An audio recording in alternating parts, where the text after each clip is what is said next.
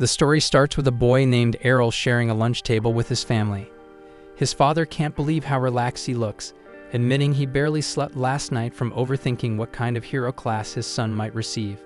His mother joins in, full of excitement for the big moment, while Errol's younger sister confidently claims her big brother is going to be the star of his entire class. Their mom laughs and adds that with Errol's looks and charm, every girl in town will be chasing after him, sending his sister into a minor panic at the thought of someone snatching him away. But Errol isn't caught up in the hype because deep down, he figures he'll probably end up being just another average kid. In this world, hero classes are divine gifts handed down by a higher power when kids turn 10, giving them access to unique abilities. When the big day arrives, all the kids gather at the church for the blessing ritual, where a priest prepares to start. He places his hand gently on the first boy's forehead, and the kid instantly sees images of flames and hammers, confirming his role as a blacksmith. The then boy races back to his dad, beaming with pride, while the priest moves on through the line.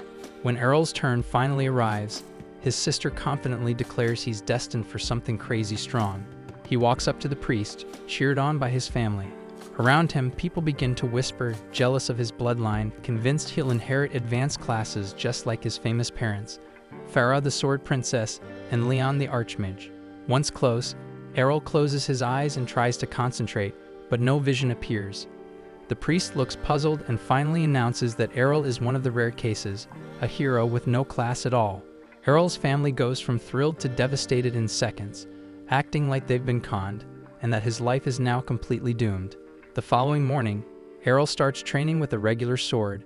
His parents reassure him that they're not going to kick him out, but Errol tells them he's totally fine and doesn't want to just sit around mooching, while his sister promises she'll back him up no matter what. Seeing how stressed they are, Errol reminds them that he's been learning swordsmanship from his mother for years, so even without a class, he can still be useful. Though in his mind, he thinks she's a terrible instructor, since every time they spar, she sends him flying across the forest with her crazy strength. After he finishes explaining, his mom tears up with pride, and his dad starts to believe he might actually land a proper job one day. But after watching them all dote on him like he's a saint, Errol gets fed up and heads off to train alone. As Errol steps into the training field, he spots two students with the swordsman class clashing blades in a playful duel. Mid-fight, the two notice Errol watching and call out, asking what someone without a class is even doing in a place like this. Errol responds coolly, saying he's here to train just like them. The boys laugh, explaining they're not training at all, they're just messing around since their class handles most of the work. Then with smug grins, they offer to show him just how much their class has improved their swordplay and jump back into sparring. As Errol observes, he can clearly see how fluid and refined their movements are thanks to their class bonus. Curious, he asks if he can spar with one of them. One of the two scoffs at the request, calling it ridiculous for someone like Errol to challenge a class swordsman, but Errol stands firm because he doesn't think he needs a class to prove himself. Slightly offended by the confidence, the boy agrees, saying he'll gladly put him in his place. But before they begin, the boy checks if Errol still has his protection blessing, the passive safety barrier granted to everyone at birth, which slowly recharges as long as they avoid damage. Errol confirms it's fine and reassures him that he's not about to die from a spar and tells him to bring it on. Annoyed by his tone, the swordsman rushes forward and swings hard, only to be stunned when Errol effortlessly redirects the strike. A second attack comes, but Errol steps aside and counters with a clean parry. His friend, watching from the side, tells him to stop goofing around and finish it, but the swordsman replies that Errol's no pushover. Blow after blow, they clash in a string of parries, until the boy realizes he's not going to win this alone, so he frustratedly calls out to his partner for backup. The second swordsman charges in from behind, but Errol senses the move and sidesteps it just in time. While watching the two stumble over each other and argue, Errol notes that their class clearly doesn't teach teamwork. Seeing the perfect opening, he goes in for the finish. The moment they look up, Errol disappears from view, then reappears under one of them, landing a clean uppercut that drops him flat. As the other tries to strike back, he ends up tripping over his unconscious partner, giving Errol the perfect shot to take him down too. With both opponents lying flat on the ground, Errol calmly declares his victory, but instead of accepting the loss, they start whining, claiming he jumped them when they weren't ready. And as the two boys start asking Errol for a rematch, he agrees without hesitation. But before they can get into it, a boy standing behind cuts through the tension and warns the duo not to be reckless, reminding them that whining about cheap shots won't save them out on real combat. The red-haired boy then glares at them, calling their behavior shameful and a stain on every swordsman out there. One of the two tries to talk back, but his friend nervously hushes him, clearly aware of the redhead's high standing. The redhead approaches Errol directly and asks if he's really the son of Farah, the infamous sword princess. When Errol nods, the boy compliments his form, saying it's clear he learned some proper blade work from his mother. But then he raises his sword and challenges Errol to a serious duel. He says that those two jokers Errol just beat don't count, they're just rookies. And this time he wants to show Errol what the swordsman class actually looks like in action. Off to the side, the two boys whisper to each other, wondering if he's the son of Evans, the village guard captain. The redhead boy confirms it without hesitation, and Errol recalls that Evans used to work closely with his mom on monster hunts. Looking at the redhead now, Errol thinks it's hard to believe he's Evans' son. He's way too pretty to be related to someone that gruff, so he wonders if the kid's gonna turn into a walking wall of muscles like his dad someday. The boy's voice suddenly shakes as he praises his father, calling him a brilliant swordsman and a wise teacher. But it clearly bugs him that Errol's mother stole the title of strongest warrior in the village. Errol picks up on the jealousy right away, and it's obvious the kid's using this duel to settle a personal grudge he has with Errol's mom. When Errol says it out loud, the redhead looks flustered, but asks if Errol honestly believes the same. And Errol smugly affirms that his mother is the strongest person in the village. The red-haired boy doesn't argue, but instead he insists that he's inherited the finest swordsmanship from his father and plans to prove that the Evans family stands above the rest. After cooling down a bit, he explains that he received his swordsman class a year ago and has been training relentlessly under his father ever since, so he believes all that hard work guarantees his victory. But Errol doesn't back down and calmly replies that he's had plenty of guidance from his own powerhouse of a mother, so he's not planning to lose either. Both of them raise their blades as the duel begins, and the red-haired boy lunges in first. Errol meets the blow with a sharp block and counters immediately, and before long, they're caught in a fast-paced back and forth. Watching them go at it, the two boys from earlier are stunned because Errol's keeping up with someone elite, even though he's got no class backing him. While observing the redhead's swings, Errol admits to himself that this guy's definitely on another level compared to the others, but his strikes are fueled more by frustration than focus. Errol bides his time, waiting for a misstep, and goes in the moment he sees an opening. But just then, the redhead unleashes a twin slice technique, knocking Errol straight into a wall. He's surprised Errol was able to block the first slash, but notices that the second hit landed clean. Finally breaking his calm, Errol demands to know what that move was. The boy explains that it's a special swordsman class skill, one that a classless fighter can't fully block. Still, Errol brushes off the pain, convinced that with enough training he can learn how to stop it. Hearing his resolve, the redhead can't help but respect him, praising his stubborn resilience. A few mornings later, Errol is snoring away deep into the day, and his sister sneaks in trying to wake him with a kiss. Just before she leans in, Errol jerks awake and knocks her away with a headbutt. She yelps, insulted, and demands a kiss as compensation while Errol walks out of the room to grab breakfast. Their mom greets him with a smile and dishes out the food, and the whole family sits down to eat. His sister asks if he's off to train again, and when he nods, she gets visibly annoyed, telling him to take a break and just let her support him for once. Errol doesn't respond, gets up silently, and heads out. His sister watches him leave, still wondering why he's been training like a man possessed ever since coming home all banged up. Farah gently reassures her daughter, saying that there's something she doesn't know. She leads her outside, opens a wooden chest, and reveals a pile of shattered swords inside, all broken during Errol's recent training sessions. Her daughter stares, stunned, while Farah looks genuinely proud, happy that her son found new motivation after sparring with those boys. The sight makes his sister smile too, but deep down, she still dreams of building a world where people without classes like Errol aren't treated like outcasts. Her mother listens with a warm expression, clearly moved by her daughter's idealistic heart. Somewhere in the woods, Errol slashes away at a target carved into a tree, then takes a few steps back to prepare another strike, and then releases a clean twin slice move, just like the one the redhead used. Landing the hit perfectly, he nods in approval, feeling proud of the progress he's made. While he thinks getting smacked around by the redhead was actually worth it, a goblin creeps through the brush behind him, club in hand. It leaps out to ambush him, but Errol spins around and drops it instantly with another twin slice. Still pleased with how well the skill works, Errol hears a deep roar echo from behind, so Errol gets ready to head back and report the threat to the village guards, but freezes when he hears someone scream in terror. The voice sounds familiar, and realizing he doesn't have time to waste, Errol grabs his sword and sprints into the woods, telling himself he'll be okay. He crouches behind some bushes and peers out, only to see the redhead with his arm covered in blood. Standing over him is a hulking hobgoblin, and Errol starts piecing things together. Just like him, the redhead must have been out here training and took down a few goblins, which probably attracted the big one. As the monster corners the injured boy, Errol quietly moves behind it and lines up the best possible angle. Taking a deep breath, he gets ready to strike, while the redhead mutters under his breath that this is the end. The hobgoblin lifts its club to finish the job, but Errol suddenly charges in and slices it down with a twin slice attack. As the beast hits the dirt, Errol thinks to himself that he's finally nailed the proper stance for the move. The redhead tries to stand but stumbles, falling into Errol's arms. Seeing his condition, Errol notices that his protection blessing has vanished and asks if he has any holy water left. The boy glances at his shattered bottle on the ground in silence, so without a word, Errol pulls out his own bottle and hands it over. After taking a drink, the redhead's wounds begin to heal, but he looks irritated at how far Errol's come. Seeing the boy's strength returning, Errol casually asks if he's feeling better, so the redhead thanks him for the water, then demands to know how Errol pulled off such a powerful technique. Errol coolly replies that it's just a basic twin slice, but the redhead pushes back, saying that people without classes shouldn't be able to learn special abilities like that. Errol replies that he pushed himself way past his limits to make it happen.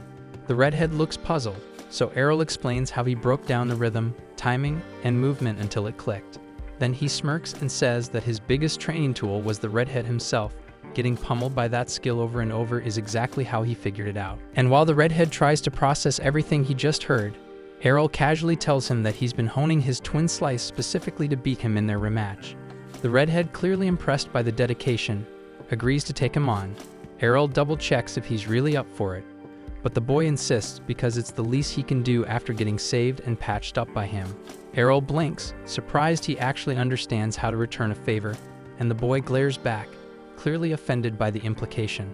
Soon, they both draw their swords again and open the match by launching twin slice at the same time. The redhead is stunned when Errol blocks both of his strikes and then gets smacked by a follow-up attack. Confused, he demands to know what just happened, so Errol calmly replies that he threw in a third slice. The redhead glares at him and reminds him that it's called twin slice for a reason, but Errol shrugs and says that since he didn't inherit his skill from a class, he can tweak it however he wants. He also admits that this was the first time he managed to land that third strike properly, which only frustrates the redhead further. Thinking a class swordsman should never lose to someone like Errol, the redhead challenges him again to prove it. They ready their blades once more, and the redhead, now composed, plans to use his speed advantage to win. When both charge in again with twin slice, the redhead keeps his eyes open for that sneaky third strike, but even expecting it isn't enough. The extra hit still breaks through his defense and knocks him flat. Errol holds his sword to the redhead's chest and tells him this outcome was pretty much guaranteed. Grimacing, the redhead asks why the final hit is so quick, so Errol smirks and says he learned it from watching him. He explains that by slowing down the first two strikes just slightly, he loads all his strength into the third, turning it into a surprise finisher. Frustrated and feeling completely outmatched, the redhead clenches his teeth in defeat while Errol walks off, calm and victorious. A few days later, during dinner with his family, Farah casually brings up that Evans' son has headed off to train in Brescia. The name catches Errol off guard, and he asks what Brescia is, so his mother explains that it's the legendary city of swords, and she herself trained at one of its top guilds before getting married. Hearing that, Errol's eyes light up with excitement, already imagining how far he could go if he trains there too, as a classless fighter carving his own path. Half a decade later, a more mature Errol travels by carriage toward the city of Brescia. As they roll through a wooded path, the driver turns back to let the group know they'll be arriving shortly after they crest the next hill. One of the female passengers turns to the others and casually asks if they're all bound for the same destination. A rugged warrior with a barbarian build responds with a frosty tone, prompting her to ask what his issue is. He gestures at her skimpy attire with a scowl, and the woman explains that wearing lighter gear improves performance for someone using twin blades like her. The two swordsmen quickly start arguing, tension rising, while the driver chuckles and comments on how strong advanced classes are supposed to be.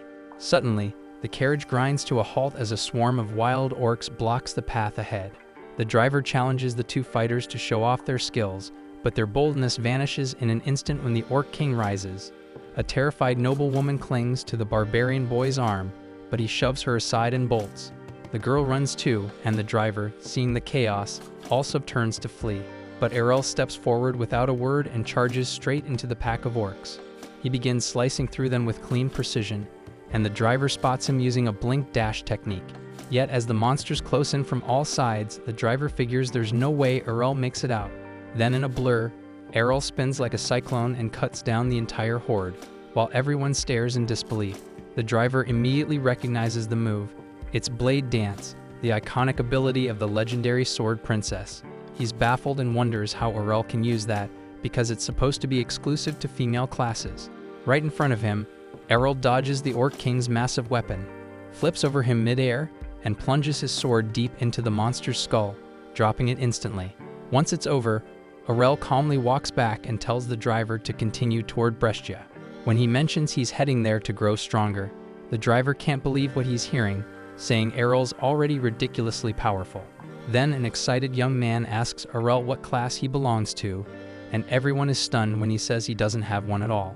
We then flash back 5 years earlier, when Errol showed his mom the twin slice technique he'd picked up from the red-haired swordswoman. She thought she was dreaming, but Errol explained that he'd been learning combat skills even without a class. Then he asked her to teach him the Sword Princess techniques before heading off to train in Brescia, and his mother gets overwhelmed with pride and immediately starts bragging to everyone in the family about her son's impossible talent. Errol's dream comes to an abrupt stop when the carriage driver shakes him awake, announcing their arrival in Brescia.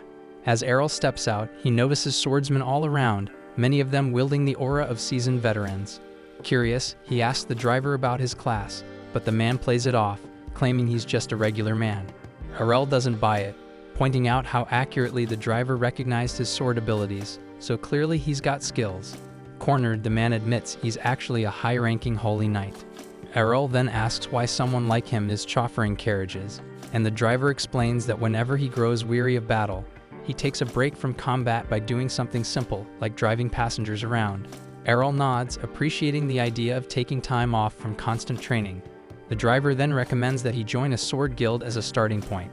He tells Errol that Brescia hosts frequent sword tournaments where he can earn some solid prize money, but guild membership is a requirement, so Errol agrees with the suggestion, feeling eager to test himself against elite fighters. The driver also cautions him that there are some sketchy guilds around, so he should choose wisely. Once they part ways, Errol turns toward the heart of the city. He spots a recruitment booth for the Cavaliers Guild, which only accepts knight-type classes, and another called Sword Road, which appears open to everyone holding a sword. Out of nowhere, a girl rushes up and lunges to hug him, but faceplants hard when Errol effortlessly steps aside without even looking. Shocked, she wonders how he dodged her so easily and figures he must have exceptional perception. Errol's a bit lost, unsure who she is, when she immediately asks if he's looking to join a guild. He nods and she launches into an enthusiastic pitch for her brand new guild. She even pulls out a contract for him to sign, but he silently walks off. She grabs his belt to stop him and demands to know why he's leaving. Errol tells her she looks way too damn desperate, and assumes her guild must be weak as hell if they're begging for members. She pretends they're part of a famous elite guild, but Errol isn't falling for it and brushes her off. She quickly introduces herself as Lilia, and, in a last-ditch effort, promises to go on a date with him if he joins. Errol flatly tells her he's not interested, leaving her stunned. He walks off thinking she reminds him of his little sister, cocky attitude, flat as a board. Errol then asks Lilia which guild is considered the most powerful in Brescia, and she instantly fumes at his lack of respect. After taking a deep breath to compose herself, she tells him that the top guild is Black Blade, known for having 8 A-rank swordsmen. She gives him directions to their massive base, and Errol makes his way over. At the entrance, a guard steps forward and asks his business. Errol replies that he wants to join, and the guard directs him toward the application area. Errol heads that way and waits in line for registration. When it's finally his turn, the receptionist informs him that the guild only accepts applicants with advanced combat classes. Errol responds that he doesn't have a class, and the receptionist bursts into laughter before bluntly telling him to leave. The people standing nearby start murmuring about him. Errol tries to ask if he can at least take the entrance test, stating he's confident in his strength. But the receptionist refuses, insisting the rules can't be bent. Just then, several A-rank swordsmen walk in, lighting up the room, but Errol decides not to waste his time and walks out. He tries approaching other guilds throughout the city, but none of them are willing to give him a shot. All turn him away without hesitation. By the end of the day, Errol feels defeated, but then he recalls that his mother once gave him a recommendation letter to help him get into her former guild. At the time, he figured she was just being overly cautious, but now he understands that she knew the kind of rejection he'd face. As Errol makes up his mind to head to her old guild, Lilia suddenly shows up again, but he brushes past her without saying a word. While he walks through the streets, she chases after him, pleading for him to join and help her revive her guild. Errol keeps saying no, so Lilia takes things up a notch and offers to lick his boots if that's what it takes. But Errol walks off, leaving her behind as stunned onlookers stare in silence. Even so, Lilia shouts that she won't give up on him. Eventually, Errol locates the guild's address, but Lilia catches up once more. She insists he's welcome to sign up and points to the huge building nearby. Errol is confused why a guild that big seems so unimpressive, and Lilia admits they've lost most of their old prestige. Still, she's determined to bring back the glory of the Dragon Fang Guild, the one that was once led by the legendary Dual Swords King. Hearing that name jogs Errol's memory, reminding him that his mother was once a part of that same guild in her younger days. That's when he finally agrees to take a look, so Lilia leads him inside and guides him to an open seat. Out of nowhere, Lilia's drunken father stumbles up from the couch and she instantly snaps at him. She reminds him that the doctor strictly forbade him from drinking, and besides, they don't even have money to waste on booze. But her father waves her off, clearly doesn't give a shit, and Errol suddenly realizes this man is none other than the Dual Swords King. As he spots the missing arm, the man looks at Errol and bluntly tells him to walk away because this guild's going down anyway. Lilia tries to stop him from leaving, but he ignores her completely and heads out the door. She turns to Errol, explaining that her father used to be one of Brescia's top-ranked fighters, but his career was ruined when he lost his arm. She figures there's no way Errol would stick around after seeing all this, but to her surprise, he says he's joining. Lilia thinks she's hallucinating, but Errol explains that none of the other guilds would accept him either way. She lights up and quickly pulls out a membership contract, and Errol takes a seat to sign. When he hands it back, Lilia finally notices something odd. Errol's class field is blank. Thinking it's some kind of joke, she glares at him, but Errol shows her his official certification. She examines it closely, then calmly stands up, draws her sword, and threatens to give him the deceased class herself if he doesn't get out of her guild right now. Errol asks why she's reacting like this, and Lilia shouts that she needs real swordsmen on her team. Remembering how Errol embarrassed her earlier, Lilia fumes furiously that she got humiliated by someone with no class at all. That's when a woman named Reiner walks into the room, and Lilia immediately throws herself into her arms, whining that some fraud without a class tried to trick her. But Reiner freezes, and she recognizes Errol right away.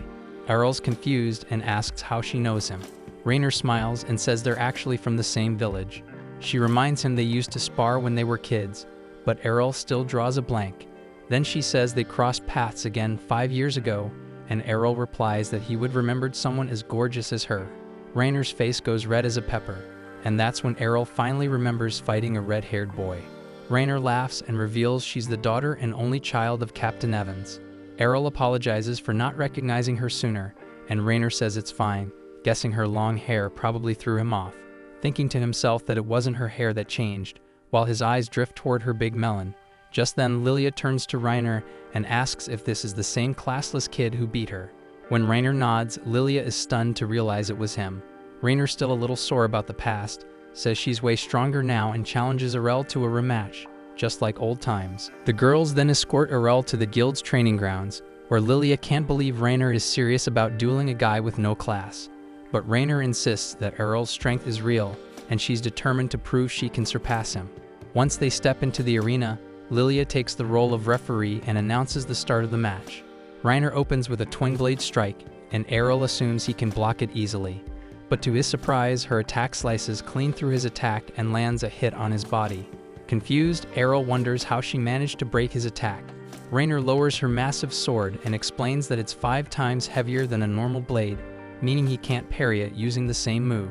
She adds that her brute swordsman class multiplies her attack power, leaving Errol shocked as he braces himself for the next strike. He compliments her growth while defending against her relentless flurry of blows. Realizing he can't keep clashing head-on, Errol retreats a few steps, admitting that he'll lose if he keeps this up. He's puzzled why Rainer is revealing all her advantages mid-fight, but she says it's worth it if it helps her finally beat him. Errol warns her that her speed won't be enough to land a hit, and she charges forward to prove him wrong. She knocks aside his sword and slashes at him, only to strike through an afterimage. Before she can react, Errol appears behind her and taps the side of her neck with his blade. Shocked, Rainer demands to know how he dodged her attack, and Errol casually reminds her that what she hit was just a shadow. Her eyes widen as shadow is a technique reserved for supreme swordsmen. Determined, Rainer launches another assault, but Errol effortlessly slips past every swing, telling her the move isn't as mysterious as it sounds. It's just about moving fast enough. Rainer feels insulted by how casually he downplays it, but Errol adds that it took him a lot of work to reach that level. In an instant he disappears again and lands another precise strike, only to notice his attacks bouncing off a glowing barrier. Rainer smirks and explains that power-type swordsmen gain enhanced defense along with their strength. She goes for another strike, but Errol dodges and counters with a perfectly timed blow. As he mentions that the counter move is something his mother taught him, Rainer was already on the ground in defeat.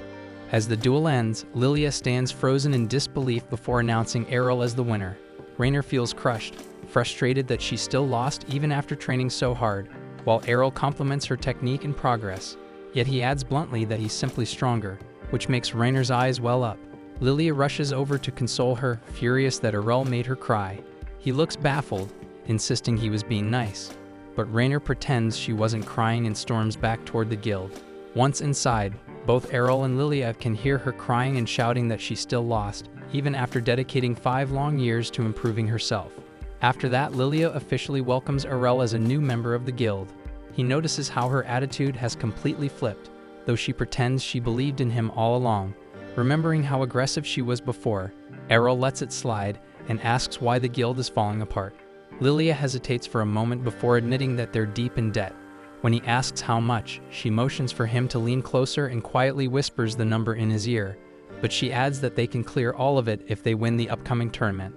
Lilia then explains that the event requires 3 participants, and Errol wonders aloud why Rainer is still staying with them despite their rundown state. Lilia tells him that when Rainer first arrived in Brescia, every major guild turned her down. Her father, however, saw her potential and welcomed her into Dragon Fang without hesitation. Errol nods, realizing that Rainer stayed out of loyalty to repay that kindness. Then he confidently assures Lilia that they'll erase the debt easily once they win the tournament. But Lilia looks uneasy, pointing out that the opposing guilds can field up to 5 fighters while they only have 3. Even so, while Lilia worries about the odds, Errol feels nothing but excitement. The thought of stronger rivals fills him with anticipation, and he declares that facing powerful enemies is exactly why he came to Brescia in the first place. Watching quietly from the sidelines, the guild master observes everything, smiling to himself as he recognizes the tremendous potential within Errol. The next morning, Errol opens his eyes to find himself in a room he doesn't recognize, until it clicks that he's living at the Dragon Fang Guild now. After getting ready, he heads out and joins Lilia and Rainer at the table. Lilia flashes him a cheerful smile and asks if he slept well. Errol nods, saying that it's been far too long since he's slept in an actual bed. Noticing how quiet Rainer is, Errol wonders if she's still bothered by losing yesterday's match. But before he can think too long, Lilia breaks the silence, excitedly announcing that they're officially registered for the guild tournament.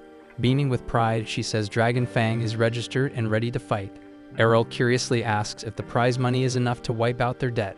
Lilia confirms it is and begins explaining the rules of the tournament, revealing that victory requires eliminating every opposing guild member. Rainer seems anxious, concerned that their small team will struggle against larger, tougher squads. But Lilia remains upbeat, pointing out that the chances of running into high-level A-ranked fighters are slim, and they got 2 solid B-rankers on their side.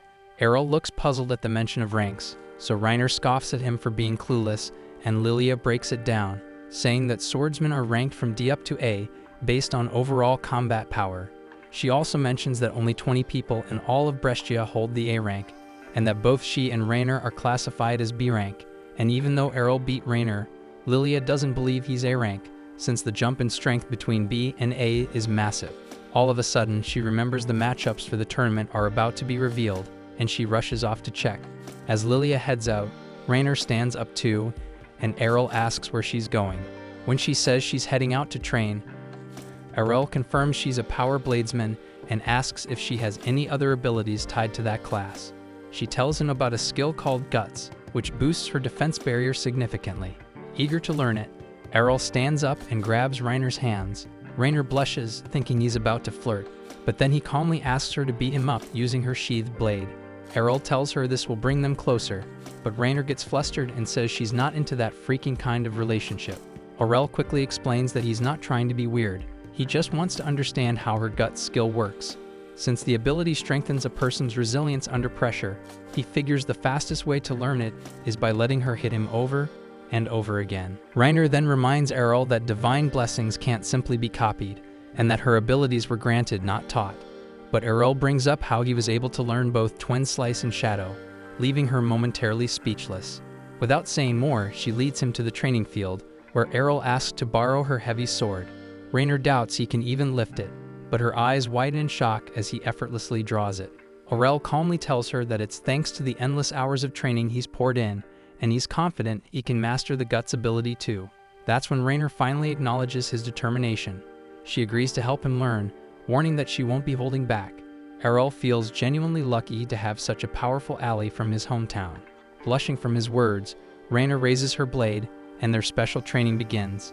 Not long after, Lilia comes bursting in, completely panicked over the tournament matchups. She's in tears when she announces that their very first opponent is Black Blade, the most elite guild in all of Brescia. Knowing that their captain Jorg is a total monster with no sense of mercy, Lilia fears he'll show no restraint in crushing them. Still, she decides they'll face fate head-on and give it their all. Then when Lilia finally notices Rainer hammering down on Errol, she assumes they're having a falling out. Rainer explains it's just intense training, but Lilia remains convinced Rainer is venting her anger on him. Covered in bruises, Errol staggers up and complains that he's starving, but Lilia tells him to drink some holy water first to recover. As the days pass, the tournament day finally arrives. Errol is blown away by the enormous coliseum and the roaring crowd filling the seats. He then overhears some spectators chatting nearby, and they're excited to see two big guilds clash. But their money's on Black Blade, since nobody expects anything from the rundown Dragon Fang. Lilia grits her teeth, ready to snap, but Rainer stops her before she can cause a scene. Errol is surprised there's gambling going on, and Lilia suddenly grins darkly as she sees their odds are set at 20-1. Errol seems impressed by the number, but Lilia reminds him that it just means everyone expects them to get destroyed. Still, she thinks the outrageous odds are the perfect chance to make some quick money if they pull off a miracle and win. Knowing full well they're doomed if they lose anyway, Lilia confesses she went all in. She mortgaged her home and bet every last coin they had on Dragon Fang. Rainer nervously points out that they're more likely to lose, but Lilia shrugs, saying it's not like things can get any worse. Out of nowhere, Jorg approaches and commends Lilia for defending her father's guild with such fire. He casually asks about the mysterious classless fighter she brought in, and Lilia immediately suspects he's being sarcastic. With a fake tone of concern, Jorg says it saddens him to see his old rival guild in decline. Then with a smirk, he claims he personally arranged their matchup because the crowd would love a battle between the former strongest and the current strongest guild. He even says he did her a favor, letting her profit off the betting odds. But Jorg can't hold back his laugh, knowing there's no way she'll defeat the elite team he personally handpicked. When Lilia firmly declares they'll win anyway, Jorg walks off, leaving her boiling with rage. Errol watches quietly, seeing right through Jorg's manipulative charm and empty compliments. Later, as the match time approaches, the announcer hypes up the event, and the audience explodes with excitement.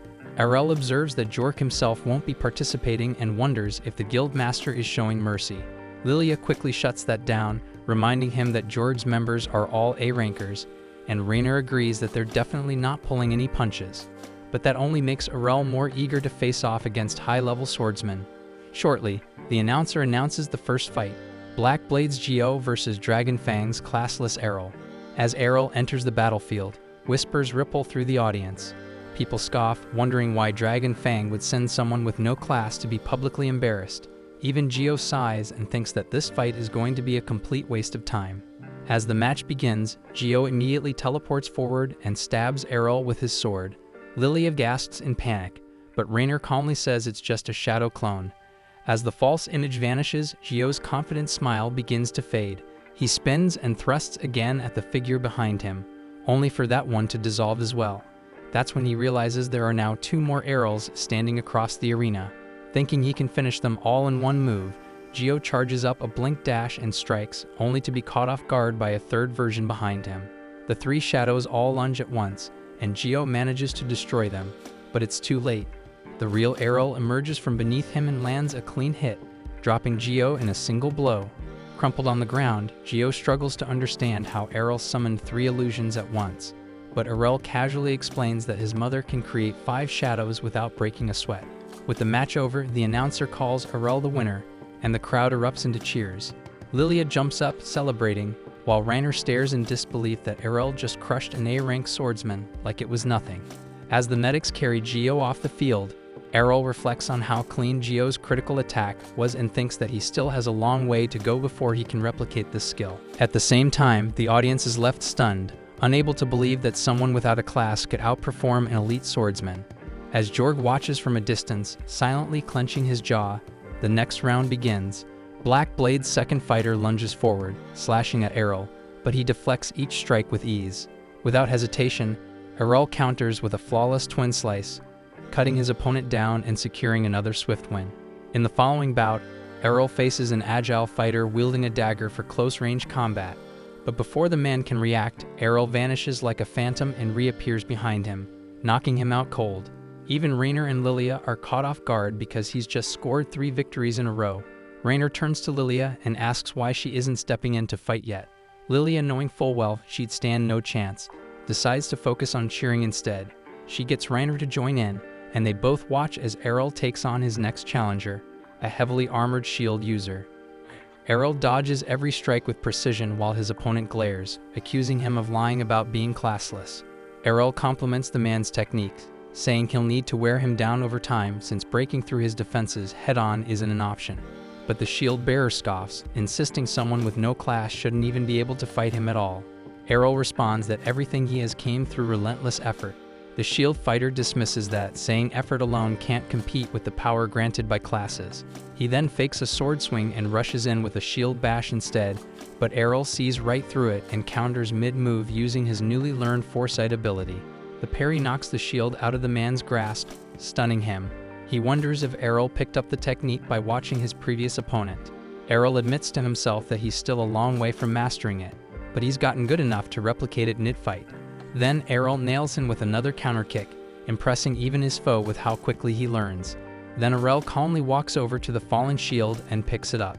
Infuriated, the swordsman charges at him in rage, but Errol casually dodges and finishes him off using the exact same shield counter against him. With that, the announcer declares Errol's 4th straight win, and the crowd starts whispering in disbelief and questions if he is really classless. So the tournament officials step in and demand proof. Errol agrees without hesitation, handing over his class card. The announcer places it into the verification crystal, and the entire stadium goes silent as the orb confirms its authenticity. Now even Jorg begins to feel the sting of defeat creeping in. Even Rainer starts believing they might actually win this thing. Lilia, however, is fuming because if she had known Errol was this strong, she would have sold her family heirlooms to bet even more on their victory. Rainer admits she never expected him to grow this powerful, and starts wondering how exactly Errol trained over the last 5 years to become the fighter standing before them now. At the same time, Lilia is already daydreaming about marrying Errol, convinced that even if the guild collapses, she could rebuild it easily as long as he's with her. While she quietly plots her romantic strategy, Errol can't help but sense a sinister aura radiating from her and feels uneasy. Soon after, the announcer introduces Black Blade's final competitor, Master Masamune. Errol immediately notices that he's wielding a katana, and Rainer quickly identifies him as a rare samurai-class swordsman. Since Masamune has never fought publicly before, Lilia assumes he's Black Blade's secret trump card for the tournament. As the match begins, Masamune stands motionless, hand resting lightly on his sword, his calm composure alone radiating danger, and Errol feels the pressure building in the air. Seeing his hesitation, Masamune smiles faintly and says he's only waiting for Errol to step closer so he can unleash his ultimate move. Errol smirks back and begins to approach, surprising Masamune, saying they can't just stand around forever, and he wants to see the swordsman's strongest technique for himself. Masamune chuckles softly, warning that if he uses his final strike, Errol won't even see it happen. But Errol, confident in his own speed, keeps moving forward. He notes that Masamune's blade is still sheathed and guesses that he'll release everything in a single decisive draw. Errol considers using his shadow technique, but decides it's pointless because Masamune's focus is too sharp for illusions. He stops right before him, realizing that this battle will be decided in one strike. Both stand perfectly still, holding their breath. Then, as Errol takes one final step, Masamune moves and his blade flashes like lightning. But in that instant, Errol vanishes. Masamune's eyes widen because Errol didn't dodge with an illusion, he vanished with his real body. Behind him, Errol's voice calmly praises Masamune's incredible speed, but says the person who trained him was far faster. Then Errol unleashes Piercing Tempest, the Sword Princess's signature finisher, striking Masamune with a storm of slashes that sends him crashing to the ground. Reiner and Lilia freeze in shock, recognizing the legendary Sword Princess technique, while the crowd erupts in disbelief. The announcer declares the result, and chaos breaks out in the stands as gamblers scream in frustration at the Black Blade team for blowing all their bets. Reiner and Lilia cheer wildly, celebrating their hard-earned victory. When Errol returns to them, Lilia tries to leap into his arms, but he instinctively sidesteps and she crashes to the floor. He apologizes, saying it was just a habit he developed dodging his younger sister's surprise hugs. Lilia immediately cheers up when she remembers the massive payout they'll get, while Errol turns to see Reiner standing nearby with her arms out, waiting for a hug. Realizing what she's doing, Reiner blushes furiously and drops her hands, but Errol tells her that he wouldn't mind hugging her, as long as she's not wearing armor. Lilia immediately volunteers to take her place, but Errol dodges her again, letting her fall face first once more.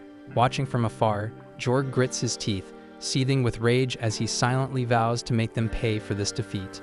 Later that evening, once they got back to the guild house, the place turned into a full-blown party with drinks flying in every direction. Errol still couldn't believe Lilia was even allowed to touch alcohol, but she made it clear she was a grown woman, even if she still looked like a kid fresh out of class. What really messed with her head was how Errol went toe-to-toe with 5 elite swordsmen from the top guild in the entire country and came out untouched. To her, this was her golden opportunity, and if she played things right, she could ride his rise straight out of obscurity. She didn't waste time and went straight for it, asking him to marry her and claiming she could give him anything he desired. But Errol, being the cold-blooded lone wolf that he is, shut her down immediately and said he'd rather go with someone like Reiner instead. That hit Reiner like a truck, making her face light up red as she jumped from her seat, snapping at Errol to quit saying dumb shit just to dodge Lilia. But Errol was dead serious and asked what made her think he was joking, and she fired back when they were kids, he called her a dude during a sparring match. She said everyone who met her said she lacked any kind of feminine appeal, but Errol could clearly spot 2 legendary assets in front of him, and didn't seem to agree. Lilia quickly picked up on the fact that Reiner had no clue how to play her own damn hand, so she figured she didn't have much competition. Sliding in closer, she started caressing Errol's thighs, saying he must be sore after all the fighting earlier, and whispered that he should stop by her room later. Reiner immediately panicked and told her to stop being so damn creepy. But Lilia just smirked, saying all she planned to do was give him a proper massage to help him unwind after such a rough day. To her surprise, Errol replied that he'd much rather get one from Reiner instead. But his idea of a massage was basically getting his ass handed to him by Reiner at the training yard, while he pushed himself to learn the same reinforcement magic she used with ease thanks to her skill set and class perks. Lilia stood up on the balcony watching the chaos, wondering if Errol even knew what a real massage was supposed to feel like. The non-stop clanging and yelling finally woke up Lilia's dad, who staggered out of the house, totally wrecked from drinking, groaning about the racket, and grumbling that there was no need to take out their pre-tournament stress in the middle of the damn night. But Lilia tells him straight up that they actually won the match, and not against just anybody, but against the current strongest guild out there. That instantly catches his ear, though in his head he figures Black Blade must have thrown in some rank B or C newbies just to get wiped. Then Lilia drops a bigger surprise, saying every single one of them was A tier. And not only that, but Errol took them all down on his own without backup. That snaps her dad out of his booze haze as he stares at Errol, all bruised and busted up, trying to figure out if this kid is really the real deal. Lilia adds she made a stack of bets, and since Errol wiped the floor with the enemy team, she hit the big time. Now they're not just out of debt, they got more than enough to keep the guild running. Her father stays skeptical, saying that if the kid really is that strong, then it's just a matter of time before some bigger and richer guild comes to scoop him up. So she better not get too comfortable. But Lilia fires back that there's nothing to worry about, since she's planning to marry Errol anyway, and once that happens, he's locked in for life. Errol shuts that idea down right away, then shifts his focus to her dad. He says Lilia might be a stubborn little pain, but at least she's not some quitter who bailed on everything. That was a clear shot at her dad, who glares at him with warning in his eyes. But Errol just keeps going, telling him to stop sulking and start acting like someone his age, especially since he still has one working hand, and could damn well use it to swing a blade. That sets him off, and he grabs Errol by the collar on the spot and tells him to stop talking about things he clearly doesn't understand. He says a dual-wielding swordsman who can't dual-wield anymore is just a waste of space. Errol doesn't back down and says he disagrees, since he's a classless fighter still pushing forward and trying to make something out of nothing. Her dad shoves him back and walks away without saying another word, heading upstairs. Lilia and Reiner rush over to Errol, checking if he's alright. Lilia apologizes for what her dad did and thanks Errol for speaking up.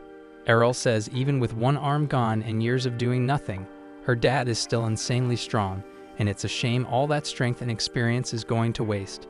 He starts thinking about all the cool skills he could pick up from a guy like that and makes a promise to himself to get Rod to grab that sword again. Lilia hears him talking about learning and casually brings up the dungeons under the city as a good place to start. Errol doesn't have the slightest clue what a dungeon is, so Reiner steps in and explains that dungeons are underground caverns crawling with monsters, usually spawning in the hundreds, and packed with deadly traps. It's one of the best spots to rack up combat experience, sharpen new techniques, and level up fast, especially with the Sword God Cup coming up. Aurel clearly has no idea what she's on about, so she breaks it down further. Every year, the city throws a massive tournament where the top swordsmen from across the country show up to prove who really sits at the top. Without wasting time, Lilia whips out a registration form and tells Errol to fill it if he wants in. But right in front of her, to Reiner's total shock, he tears it clean in half. Reiner looks stunned and asks if he's seriously skipping the contest, but Errol says Lilia tried to slip one past him and had handed him a damn marriage certificate instead. Lilia laughs it off, saying she was just messing around and wanted to see how far she could push it. But Errol's had enough of playing nice, and he grabs her from behind and locks her in a rear naked choke just to teach her a lesson. By the time morning rolls in, Errol wakes up with Lilia trying to launch some kind of sweet ambush, but he reacts fast, dodges her, and ties her to the bed before heading out like nothing happened. Later that same day, the whole crew heads toward the dungeon grounds, where Lilia starts explaining the basics. Every adventurer stands on a teleportation circle, which lets them jump to a dungeon floor they've already been to, and you can't skip ahead to new levels unless you've physically been there before. Lilia brags she's made it to level 12, while Reiner has hit floor 14. Errol decides on the spot to head straight to the 14th floor with Reiner, but Lilia cuts in and says it doesn't work that way. Unless he's been to a level himself, the circle won't let him teleport there. That was a letdown since Errol wanted to jump into the deep end and fight the strongest monsters right away. Lilia tells him to chill, saying she knows a shortcut that can take them down to the lower floors pretty fast. Everyone agrees to the plan, but Lilia tries to peel Errol off from the group, saying Reiner can continue her own floor 14 run and that Errol doesn't need two guides. She grabs his arm and starts pulling him aside, but Errol's not that easy to trick. He shuts her down and tells Reiner to come with them anyway. They step onto the first floor and get ambushed right away by two armored knights. Errol draws his blade and locks into combat with one of them, while Reiner handles the second. He quickly notices that even with their bulky gear, the knights move with surprising speed, though it's still manageable. Using a quick burst of movement, he dashes in and slices through the knight's neck. But instead of falling, the armor keeps moving, revealing that it's completely hollow and being powered by the dungeon's own mana. Even headless, the thing doesn't stop. Reiner mentions that they don't feel pain and have no clear weak spot, so Errol switches tactics and goes for the legs, and the moment he strikes, the knight collapses to the floor. Reiner finishes her fight too and warns that these enemies will regenerate, so they should keep moving. Before pushing forward, Errol asks Lilia what her class is. She proudly says she's a fencer and offers to teach him anything he wants, whether it's in the training arena or in bed. but Errol turns her down again and walks off without saying more.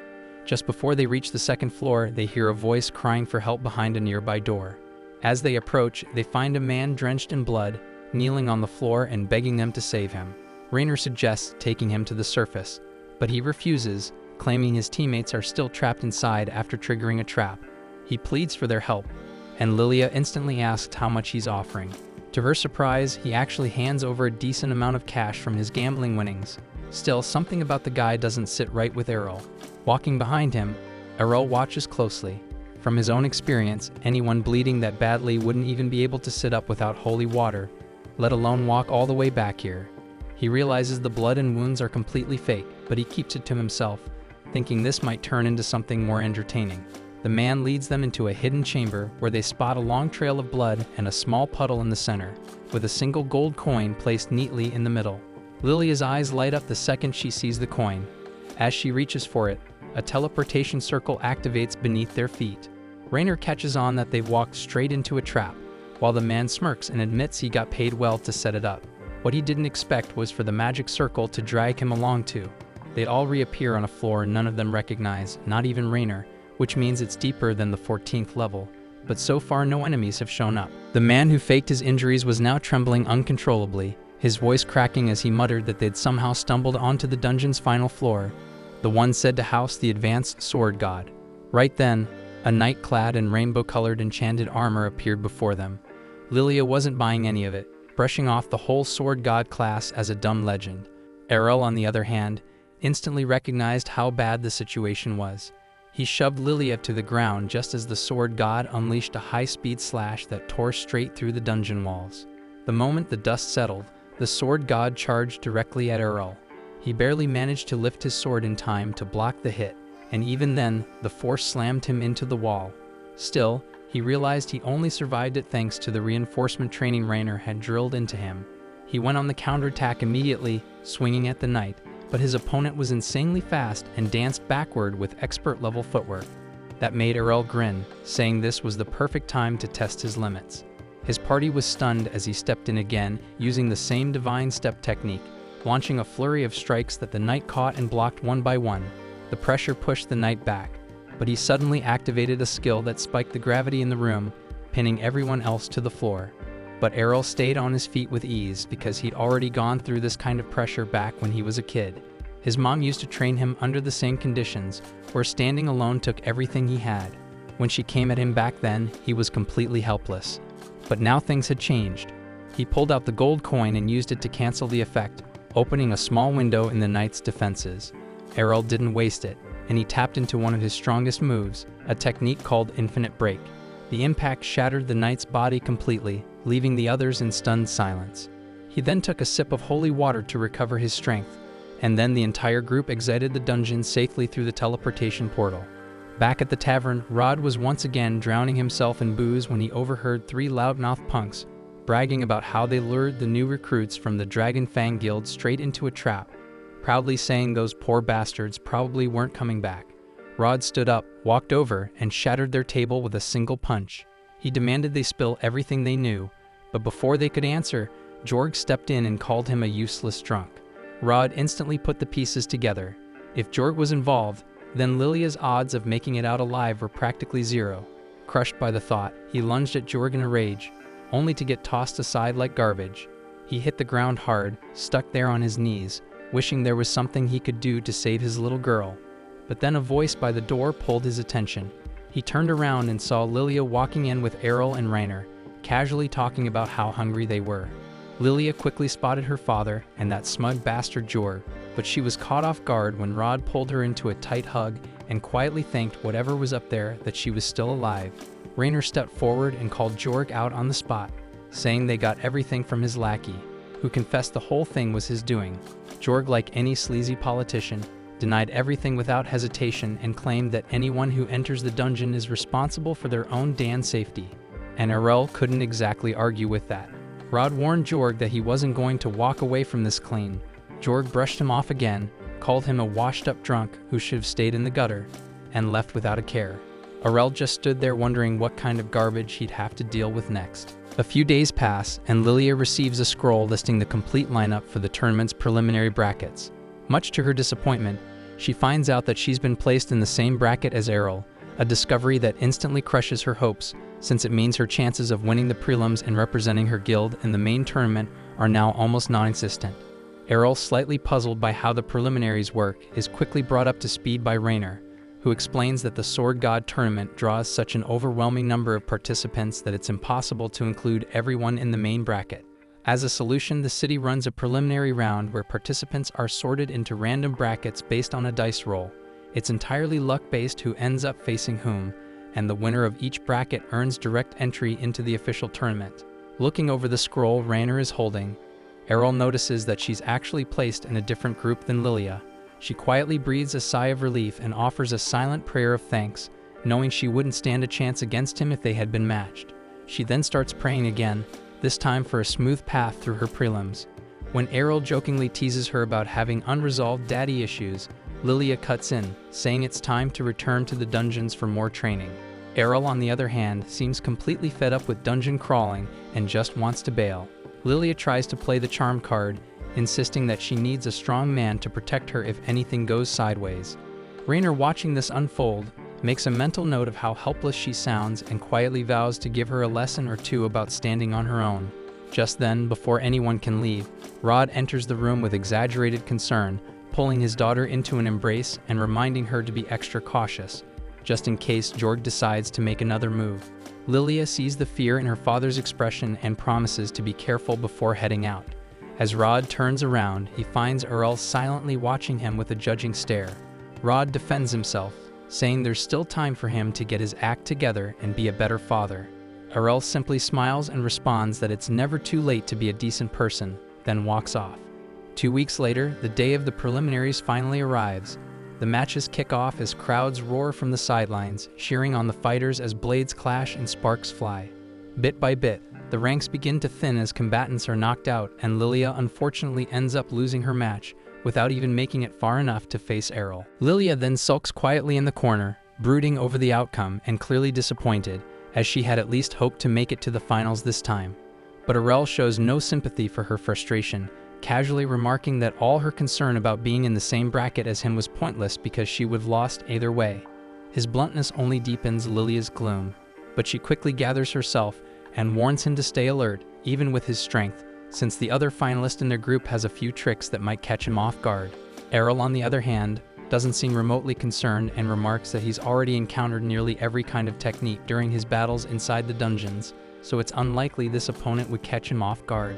Still, Lilia remains unconvinced and explains that the red-haired swordswoman is actually a magic swordsman, someone who can channel spells through her sword, enhancing it with mana and added force.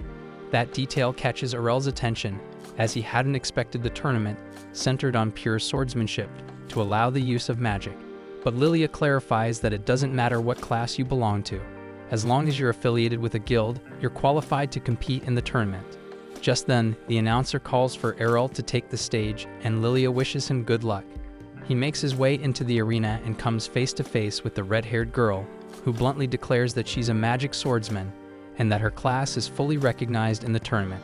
She adds that she doesn't want to hear any whining about the match being unfair just because she uses magic. Errol calmly responds that he has no complaints. Whoever fights best deserves the win. With that, the announcer signals the start of the match, and the red-haired swordswoman immediately launches a series of fireballs at him. Errol moves with precision, dodging each blast like he's in a scene from The Matrix, deflecting a few and slicing through others mid-air. She continues the relentless assault, her mana seemingly endless, but Errol maneuvers through the barrage and manages to close the distance between them. He strikes with intent, aiming to end it quickly, but she blocks just in time and counters with another fireball, forcing him to retreat. As the duel continues, Errol begins to analyze her rhythm and notes aloud that it must be convenient to switch so easily between long-range and close-quarters combat. She smugly replies that her talents are natural, and someone like him without a class could never hope to match her. But Errol fires back, pointing out that while she dabbles in both styles, she has yet to truly master either one. That really sets her off, and she furiously vows to make him eat his words. She channels her magic into her sword, igniting it in flames, and proudly declares that only a true magic swordsman can wield a weapon like this. With that, she swings the flaming blade, sending a wave of fire trailing toward Errol, who calmly steps aside and cuts right through it. Still, even he begins to struggle to predict her next move, thrown off by the unpredictability of her footwork and sudden attacks. Acknowledging her skill, Earl comments that she must have spent a fair amount of time honing her craft. But then, without warning, he plants his feet and stops moving altogether, effortlessly deflecting each of her fire-infused strikes from a single position, showing her what real technique looks like. He remarks that if her foundation in swordsmanship had been more solid, even if slightly above the average, she could have made things far more difficult. But at her current level, she barely stood out from a background NPC. The words cut deeper than his sword. Humiliated and rattled, the girl lashes out wildly. Errol seizes the opening and unleashes a twin slash that extinguishes her flames instantly, leaving her stunned. Before she can even register what's happened, he uses Blink Step to teleport behind her and knocks her out cold with the blunt end of his sword. The arena erupts in applause as the judges officially declare Errol the victor of the fourth bracket. But while the crowd cheers, Errol is already deep in thought, wondering how he can replicate and refine the techniques she just used against him. A few days later, the final tournament is about to begin. Lilia returns to the guild house and tries to wake her father, insisting he join her to watch the event and cheer for both Errol and Rainer, who each won their respective blocks and earned a spot in the main tournament. Without even opening his eyes, her father tells her to go on her own because he isn't interested. Trying to provoke him, Lilia accuses him of being too scared to face Jorg. That gets a reaction as Rod snaps back, insisting he's not afraid of Jorg, but his anger quickly fades and for a moment he lowers his guard. In a rare display of honesty, he tells her that he picked up his sword again yesterday and realized just how rusty he's become. So rusty in fact that he doubts whether he could even win the Sword God tournament anymore.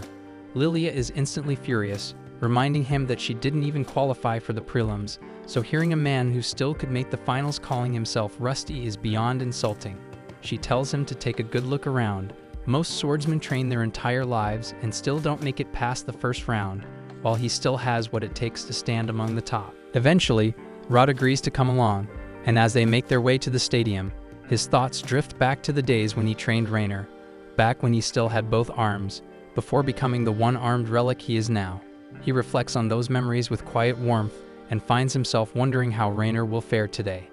After all, she's his oldest student at this point, and he feels a deep connection to her progress. Meanwhile, inside the tournament grounds, Rainer appears to be on edge, her leg jittering nervously as she stares at the floor. She suddenly jumps in surprise when Errol appears beside her, asking whether she's afraid they'll end up facing each other right off the bat.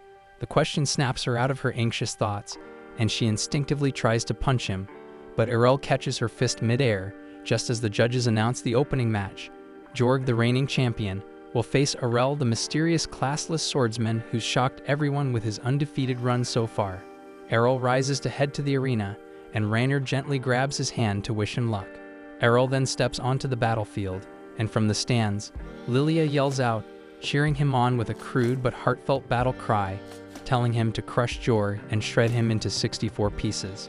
But the moment Errol spots Jorg emerging from the opposite side of the arena, something immediately feels off, and his instincts go on high alert. Jorg's eyes are glowing purple, a sharp fang protrudes from his mouth, and a single twisted horn juts from his head, so he looks like he's been possessed by something demonic. Errol's senses flare as he realizes this isn't going to be a normal fight, but it's Rod who puts the pieces together first. The moment he sees the weapon Jorg is wielding, he shouts out a warning to Errol, ordering him to stay back. The sword in Jorg's hand is not just any blade, it holds a powerful demon sealed within. Jorg speaks, but even his voice has changed, deeper and distorted, as he calmly admits he didn't expect anyone to recognize what he's become.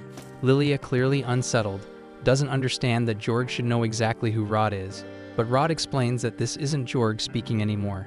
The demon inside the sword has taken over completely, which means Jorg no longer has control over his actions. Rod also reveals that the weapon is in fact the original sword once used by the sword deity to defeat the Demon King. However, before his death, the Demon King cursed the blade, tainting it so severely that it was supposed to be sealed away forever in the royal vault. The demon grins, stating that although he was sealed away for centuries, he remained patient, waiting for the day someone would come along to set him free and claim his power. And that day finally came with Jorg. With a voice that echoes across the stadium, he declares his identity to all present. He is Gelda, the destroyer of mankind. The announcement sends a chill through the crowd, and even Reiner rushes outside, wide-eyed. She admits she always believed Gelda was just a legend, a bedtime horror story to frighten children. The demon who, according to myth, had the power to wipe out the entire world. Panic breaks out instantly as people in the crowd recognize the name and scramble in terror, triggering a full-blown stampede. But Gelda delights in the chaos. The sound of terrified humans fleeing for their lives is music to his ears, and he's not about to let the show end so quickly. He conjures a massive magic circle beneath his feet, and in an instant, the entire stadium is sealed within a dome of swirling magical energy, trapping everyone inside. He cackles at the unfolding nightmare, savoring the fear as he declares he'll slaughter them all for his own amusement. But to his surprise, Errol doesn't flinch, and he remains exactly where he is, sword already drawn. Gelda mocks him, warning him to run while he still can. But Errol calmly replies that he has no intention of fleeing, because if the demon has been defeated once before, then it means he can be defeated again. Gelda bursts into laughter, reminding Errol that his previous defeat came at the hands of a sword deity, and according to George's memories, there isn't a single sword deity alive today. Errol, however, fires back that there is still one left, and it's his own mother, and even if he wasn't born a sword deity, he's confident he can still bring Gelda down. The demon bursts out laughing, but his amusement is short-lived. Errol vanishes from sight, dashing forward with such speed that Gelda is forced to step back and counterattack. Errol deftly evades the incoming blows, and Gelda freezes in disbelief because he just witnessed the Divine Step technique, a move only sword deities are said to possess. However, Errol doesn't give him time to think, and he keeps using the Divine Step, appearing and striking from multiple angles, pressing the demon hard. But Gelda quickly regains his composure and smirks, reminding Errol that he's fighting within the body of a sword emperor, so these attacks won't inflict much harm. With a burst of speed, the demon launches into the air and crashes down on Errol's shoulder, slamming him hard into the ground. He believes the boy has finally fallen, but when the dust clears, he's stunned to see Errol still standing, barely scratched. Thanks to his rigorous training under Reiner, Errol had managed to absorb the full force of the blow. The sudden resistance shakes Gelda, who lunges forward to retaliate, but Errol remains composed, casually batting him aside before launching a devastating counterattack. Activating his infinite break technique, Errol assaults the demon with a relentless flurry of slashes, striking from every direction and completely overwhelming him in a blur of speed and precision. The brutal barrage triggers Gelda's deep-seated trauma, as he instantly recognizes the unmistakable techniques of a sword deity. He refuses to believe that a mere boy could wield such divine mastery, but before Gelda can even think of a counter-strategy, Errol unleashes a powerful finishing strike that sends the demon crashing into the ground, shrouded in a thick cloud of dust.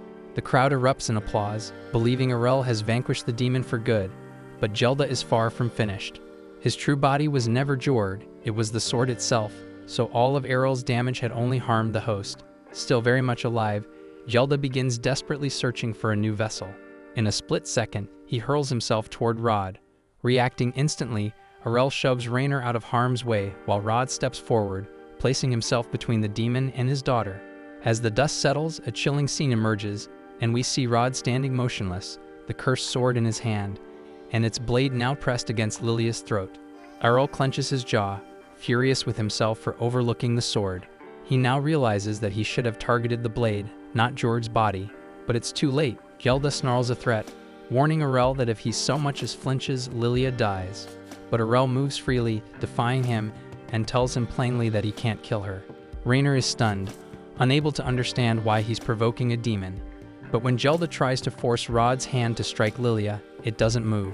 So Errol explains that Rod's will is far stronger than Jord's ever was, so possessing him won't be so simple. Rod suddenly thrusts the sword into the ground, releasing Lilia from its grip. Gelda tries to fight back, attempting to regain control, but Rod doesn't give in. With a force of will that shocks even the demon, he rips himself free from Gelda's influence and hurls the cursed sword toward Errol. Without hesitation, Errol cuts it cleanly in mid-air, reducing it to nothing but dust, ending the demon for good. Later at the guild, we see that Rod had reignited his fire for swordsmanship, and thanks to the spotlight Errol had brought to the guild, a flood of fresh recruits had poured in, all desperate to be trained. Without holding back, Rod threw them straight into the deep end with harsh, no-nonsense drills. As he barked orders, he blasted them for relying too heavily on their skills, instead of mastering the basics of self-defense. The trainees, beaten down and drenched in sweat, beg him for mercy, swearing they couldn't take another minute of his relentless beatdown. At the same time, one of the trainees is crouched behind a nearby wall, trying to avoid the chaos, when Lilia happens to catch sight of him. She questions why he's slacking off when everyone else is supposed to be training, but he confesses that Rod is just too intense, and he needed to catch his breath.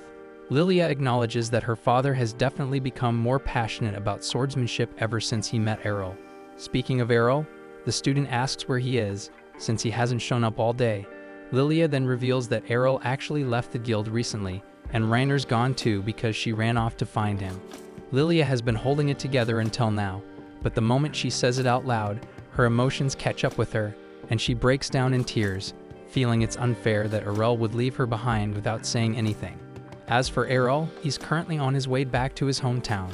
During the ride, the driver is shocked to learn that Errol managed to win the Sword God Cup during his short time in the city.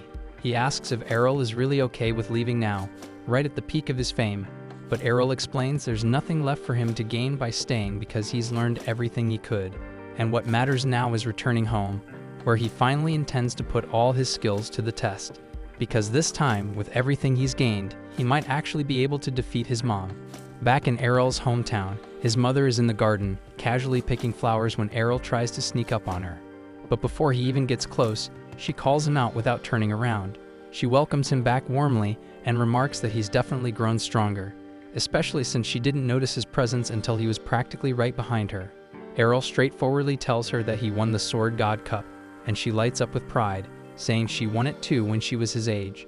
And just as Errol is about to ask for a duel to test how far he's come, she suddenly flashes forward and appears directly in front of him before he can react. It's just a playful move, but Errol realizes that if she'd been holding a sword instead of a flower, he might have been in serious danger, and that's exactly why he wants to test himself against her. She says she'd be happy to spar with him, but if they do it here, they'll probably end up demolishing the house. So instead she invites him to meet her at the training grounds behind the mountain, and Errol agrees without hesitation. Once they reach the training grounds, Farah cheerfully tells him that she's eager to see just how strong her son has become, then immediately lunges at him with another divine step attack. But having seen her use it once already, Errol has now figured out how to counter it. He raises his sword just in time to block her attack, then leaps into the air and executes a swift combo using Divine Slash, followed by Twin Blade Slash. Farah, however, manages to deflect all of the incoming attacks before they can connect. She's genuinely impressed that Errol was able to improvise a way to merge two techniques so fluidly. When Errol asks which skill she used to block him, since he's never seen it before, she calmly tells him she wasn't using a skill at all. By observing Errol, Farah learned not to depend too heavily on techniques herself, explaining that she was simply countering with regular sword swings. At the same time in town, the villagers suddenly hear a series of loud booms echoing from the forest. Everyone panics, fearing it could be a powerful monster, but it's actually just Errol and Farah clashing at full power. Farah attempts to use Divine Presence to slow Errol down, but it no longer works because he's already mastered it, rendering its effects useless. Farah is impressed by how far he's progressed, and she tells him it's time for her to stop holding back. Errol replies that he's about to do the same, and the two charge forward, striking each other simultaneously with infinite break. At the same time, Rainer has just returned to town as well, but notices there's no one around and wonders if it might have something to do with all the noise coming from the forest. Still, she doesn't care about that right now because she only wants to see Errol again. She knocks on the door of his house to check if he's home, but to her surprise, a young girl answers. Rainer assumes this must be Errol's younger sister Mira, and kindly asks if Errol is around. However, after one quick glance at Rainer's two bombshells, Mira immediately grows jealous and calls her a cow before trying to slam the door shut to blow them up. Rainer is left completely confused, unsure why she keeps getting called a freaking cow. But she holds the door open and explains that she only wants to talk to Errol. Mira, however, refuses to listen and snaps back that Errol would never want anything to do with the redhead cow like her. Right then, Errol and Farah return home, and Farah immediately tells her daughters to stop being rude to their guest. Mira lights up when she sees Errol and rushes straight into his arms, though she can't help but notice how bruised he and Farah look. So Farah casually explains that she and Errol had a sparring match and may have taken things a bit too far. Errol's little sister asks who won the match, so Farah tells her it's Errol, and Rainer is shocked to hear that, especially considering Farah is a sword deity. But Errol quickly downplays it, saying the only reason he won was because Farah isn't in peak condition anymore, since she stopped taking her training seriously years ago, so it wouldn't be fair to count this as a real win. Farah tells him not to say it like that, since it makes her sound like an old woman, but Errol reassures her with a smirk, saying she's still way too beautiful to be called that. They all head inside and sit down at the table to catch up. Farah wants to hear about all of Errol's adventures in the Sword City, but she admits she's even more interested in learning how Errol and Rainer first met because she's a sucker for romantic stories. Errol explains that he and Rainer lived together while he was in the city, and Farah's face lights up with excitement at the idea. However, Rainer quickly steps in to clarify that they were simply members of the same guild, so nothing inappropriate happened between them. Errol then asks Rainer why she came to visit all of a sudden, and she replies that she wanted to know why he left the guild so abruptly. Errol looks puzzled because he's pretty sure he handed in an official resignation before departing, so it's not like he just vanished without a word. But Rainer says that's not what she meant. What upset her was that he didn't say goodbye in person, and he just left without so much as a word, and she thinks he could have at least done that. And Errol admits he didn't really think much about it at the time. Farah then steps in and says she's happy that Errol has a friend who cares enough to come all this way just to check on him. But Rainer points out that this also happens to be her hometown, so she would come back eventually anyway. And besides, seeing Errol wasn't her only reason for returning, and she turns to Farah and respectfully asks if she'd be willing to accept her as a disciple. Farah is caught off guard by the sudden request and doesn't get a chance to respond, because just then the front door swings open and a familiar voice calls out. Farah immediately recognizes the voice, and it's Evans. He walks into the room, asking for Farah's help, explaining that a terrifying noise was heard coming from behind the mountain not long ago, and they need to prepare in case a dangerous monster is approaching. Farah and Errol instantly realize they're the reason behind all the panic, but Farah knows she'll get an earful if she admits it, so she quickly lies and says the monster has already been taken care of. Evans doesn't question it too much because he's just relieved that the town is secure, and now that the tension has eased, he notices Rainer standing nearby and asks when she got back. Farah hadn't recognized her at first, since she looks quite different from how she did as a child, but now that she's paying closer attention, it's clear that Rainer bears a strong resemblance to Evans' late wife. Evans then wonders why Rainer is at Farah's house in the first place, so Farah casually tells him that Rainer just asked to learn everything there is to know about how to be a suitable wifey for Errol. Evans immediately breaks down in tears of joy, thinking his daughter is finally getting married, but Rainer panics and frantically clarifies that she only wanted to ask Farah to teach her how to improve her swordsmanship. Farah cheerfully insists that there will be time for both sword training and wife lessons, but when Rainer turns to Evans, hoping he'll talk some sense into Farah, she's stunned to see that he completely agrees with her. After losing his wife, Evans had always worried about Rainer's future, especially since the only thing he ever taught her was how to fight. So he's genuinely happy to hear that Farah is willing to teach her some practical homemaking skills as well, so Farah assures him that he can trust her to look after Rainer properly. Evans is grateful and says he'll head back to his duties now, officially leaving Rainer in Farah's care. He tells her to do her best, and Rainer is left staring in disbelief, trying to process how the situation spiraled like this. Meanwhile, Errol's father has been tucked away in his study the entire time, fully focused on his magical research. But he's not surprised when Errol walks in, as he already overheard the commotion earlier. Errol asks how Leon's research is progressing, and he's glad to hear that he's very close to a breakthrough. If his hypothesis is correct, it could turn into a true ultimate technique. Setting that aside, Leon then asks if it's true Errol brought home a cute girlfriend, and Errol doesn't exactly deny it, though he says he'd describe her as more gorgeous than cute. That said, he didn't come here to talk about Rainer because there's something more important on his mind. Errol explains that he just managed to defeat Farah in a duel, so now he wants Leon to teach him magic. However, Leon quickly shuts that idea down, saying it would be impossible for Errol to learn magic, and that he should just forget about it altogether. And while that is happening, Farah is in the kitchen with Rainer, trying to teach her how to cook. Rainer agrees to give it her best shot, but she has absolutely no experience with anything outside of wielding a sword, so much so that she ends up accidentally smashing the entire table to pieces.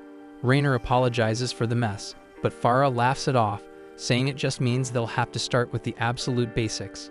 Not long after Errol and Leon finish repairing the table, and while Errol is putting the tools away, he casually asks why Leon didn't just use magic to fix it, and Leon explains that Farah prefers it when he does things by hand.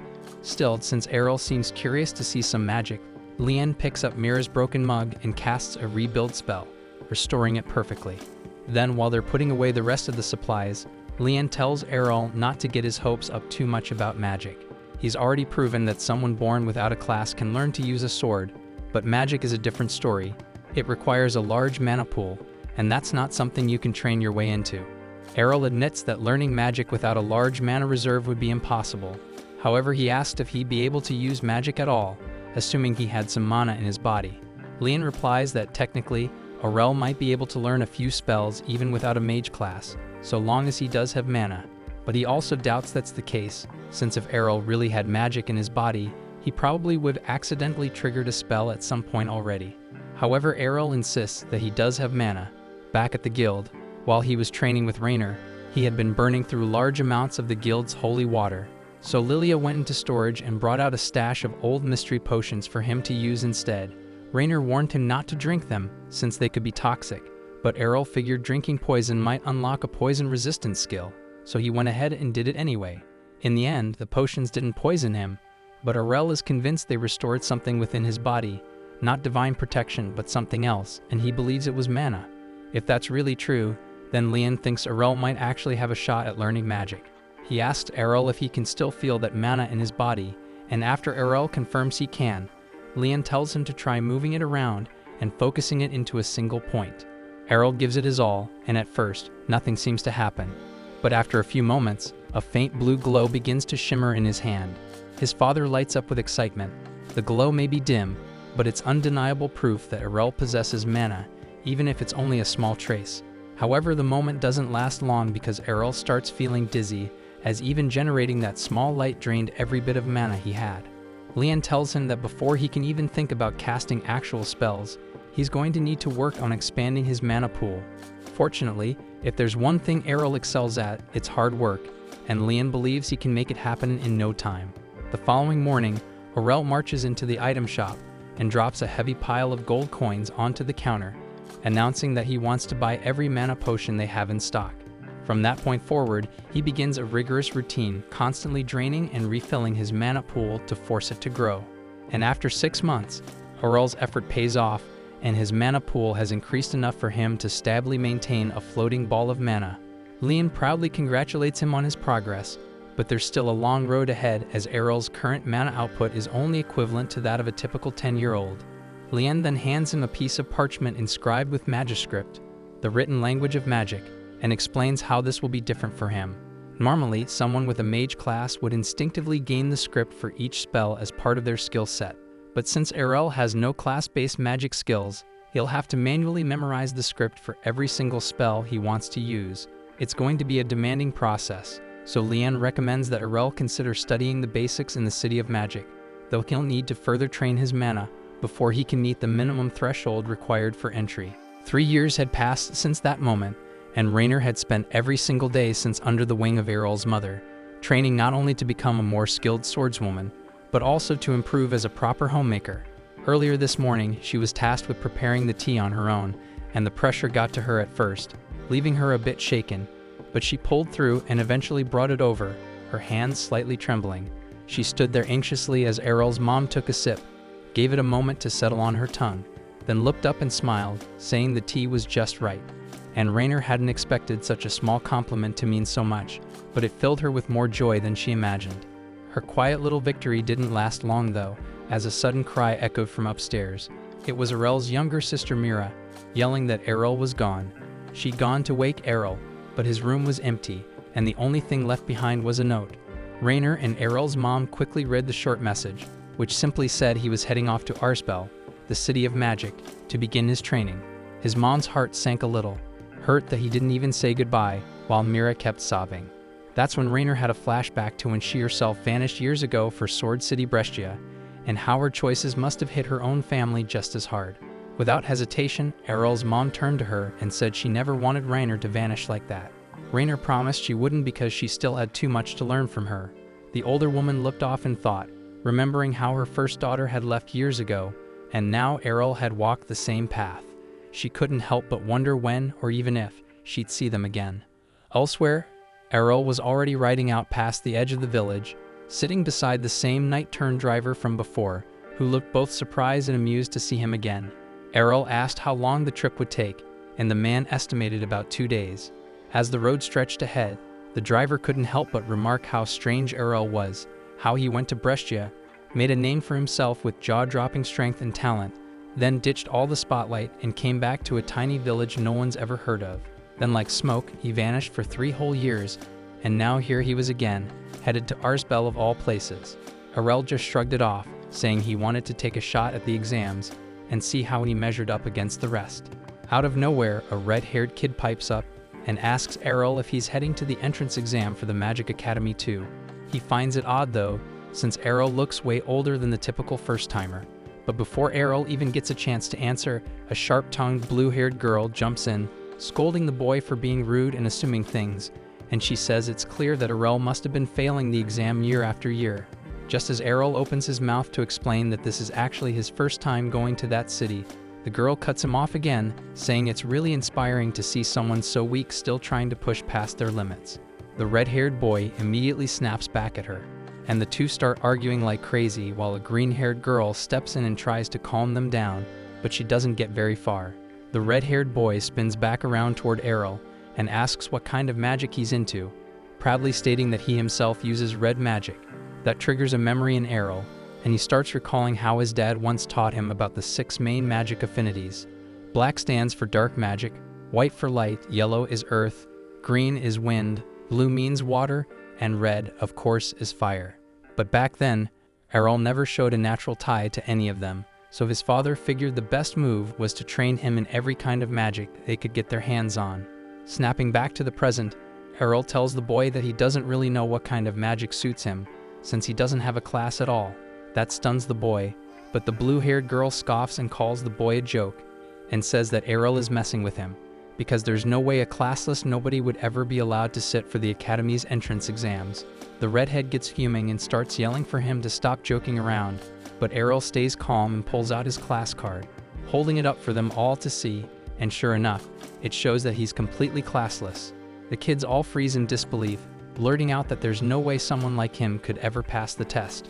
But before Errol can reply, a deep, earth-shaking roar erupts from the nearby forest, strong enough to make the trees around them tremble. Errol instantly recognizes the sound and warns them. It's the roar of a troll king waking from its slumber. The red-haired boy starts freaking out, shouting that they need to run for it because that thing's unbelievably strong, while the blue-haired girl shouts at the driver to get them out of there fast. The driver spins around in pure panic, saying that the roar scared his horses so badly that they've passed out. The blue-haired girl quickly realizes they're stuck with no way to flee, so she steels herself and starts laying out a battle plan. She tells the redhead and the green-haired girl that at the end of the day, a troll is still just a troll, and if they work together, they should be able to take down the slow brute. But that confidence quickly crumbles when the actual troll king lumbers out of the woods, wielding a massive club that looks like it could flatten a house. Red tries to rally the group, insisting they hold it together and focus, but before anyone can move, the giant troll is suddenly sent flying through the air, slammed by an even more monstrous club from behind. Then a second troll, even bigger and nastier, steps out from the woods. The girls collapse, shaking and clinging to each other in fear, instantly realizing that their magic doesn't stand a chance. But the red-haired boy forces himself to stay cool because he can't show fear with the chicks watching, so he jumps out of the cab, takes a deep breath to steady himself, and raises his wand, and with every ounce of mana he's got, he hurls a fireball straight at the troll's face. For a second, it looks like they might actually land a hit. But once the smoke clears, the troll stands there, completely untouched, and a lot angrier. The boy freezes since that blast drained all his mana, and he's got nothing left to run or defend himself. The freaking troll then lets out a furious roar and charges straight at him. But right before it reaches him, a massive explosion shakes the entire area, engulfing the beast in flames and reducing it to ash, leaving everyone staring and stunned. Then Errol steps forward from behind, rubbing the back of his head and muttering that maybe he overdid it a little. The red-haired boy is speechless, and even the girls start whispering to each other, shocked that Errol just used explosion magic, something only elite mages are even capable of, and rarely so effortlessly. While they're still processing what just happened, Errol walks over to the horses and casts a healing spell to bring them back to their feet. As he turns around, he finds the red-haired boy already on his knees, bowing and begging him for forgiveness, and even more dramatically, asking to become his student so he can one day become a top-tier wizard too. Errol tries to brush it off and explain that they got it all wrong, that he's just a test taker, nothing more. He even shows them the class card again to prove he doesn't even have a class, but the green-haired girl just smirks and says he must be some elite mage pretending to be classless to keep a low profile. Errol gives up trying to convince them and simply heads back to the road, continuing his journey to Arsbel. And after a few days of travel, they arrive just as the sun begins to rise. The city sits nestled beside a wide lake, with drawbridges on all sides that lift and lower to control the flow of people. The girls stare, dumbfounded, as the smug, loud-mouthed redhead trails behind Errol like a well-trained mutt, bombarding him with all kinds of questions. Once they step through the gates, the boy excitedly says Errol must be here to take the red magic exam, which means the two of them will be placed together. Meanwhile, the green-haired girl and the blue-haired one are headed toward the earth and water exams. That's when Errol finds out that the academy sorts its students and tests based on their elemental affinity, and he quietly hopes they won't toss him aside the way Brescia did, just because he doesn't have a class. But then something unexpected happens, because when he walks up to the reception desk, the lady behind the counter welcomes him with a smile, stamps his card, and hands him his exam number. Errol is still uncertain and asks if it's really okay, even though he has no class. So the receptionist calmly replies that every candidate has the same right to take the test and no one here gets turned away. That's when it really hits him that this place is nothing like Brescia. Feeling a flicker of hope, he heads toward the testing field. There he spots a group of kids lined up, one after another, taking turns. One boy launches a tiny fireball at a metal dummy and earns a pass. Before Errol can figure out what he's supposed to do, a loud, flashy guy with bright red hair strolls into the arena and casually asks if he's allowed to blow up one of the metal knights. The examiner looks puzzled at first, but after checking his ID card, he realizes the kid's an advanced caster, a rank that's incredibly rare to see.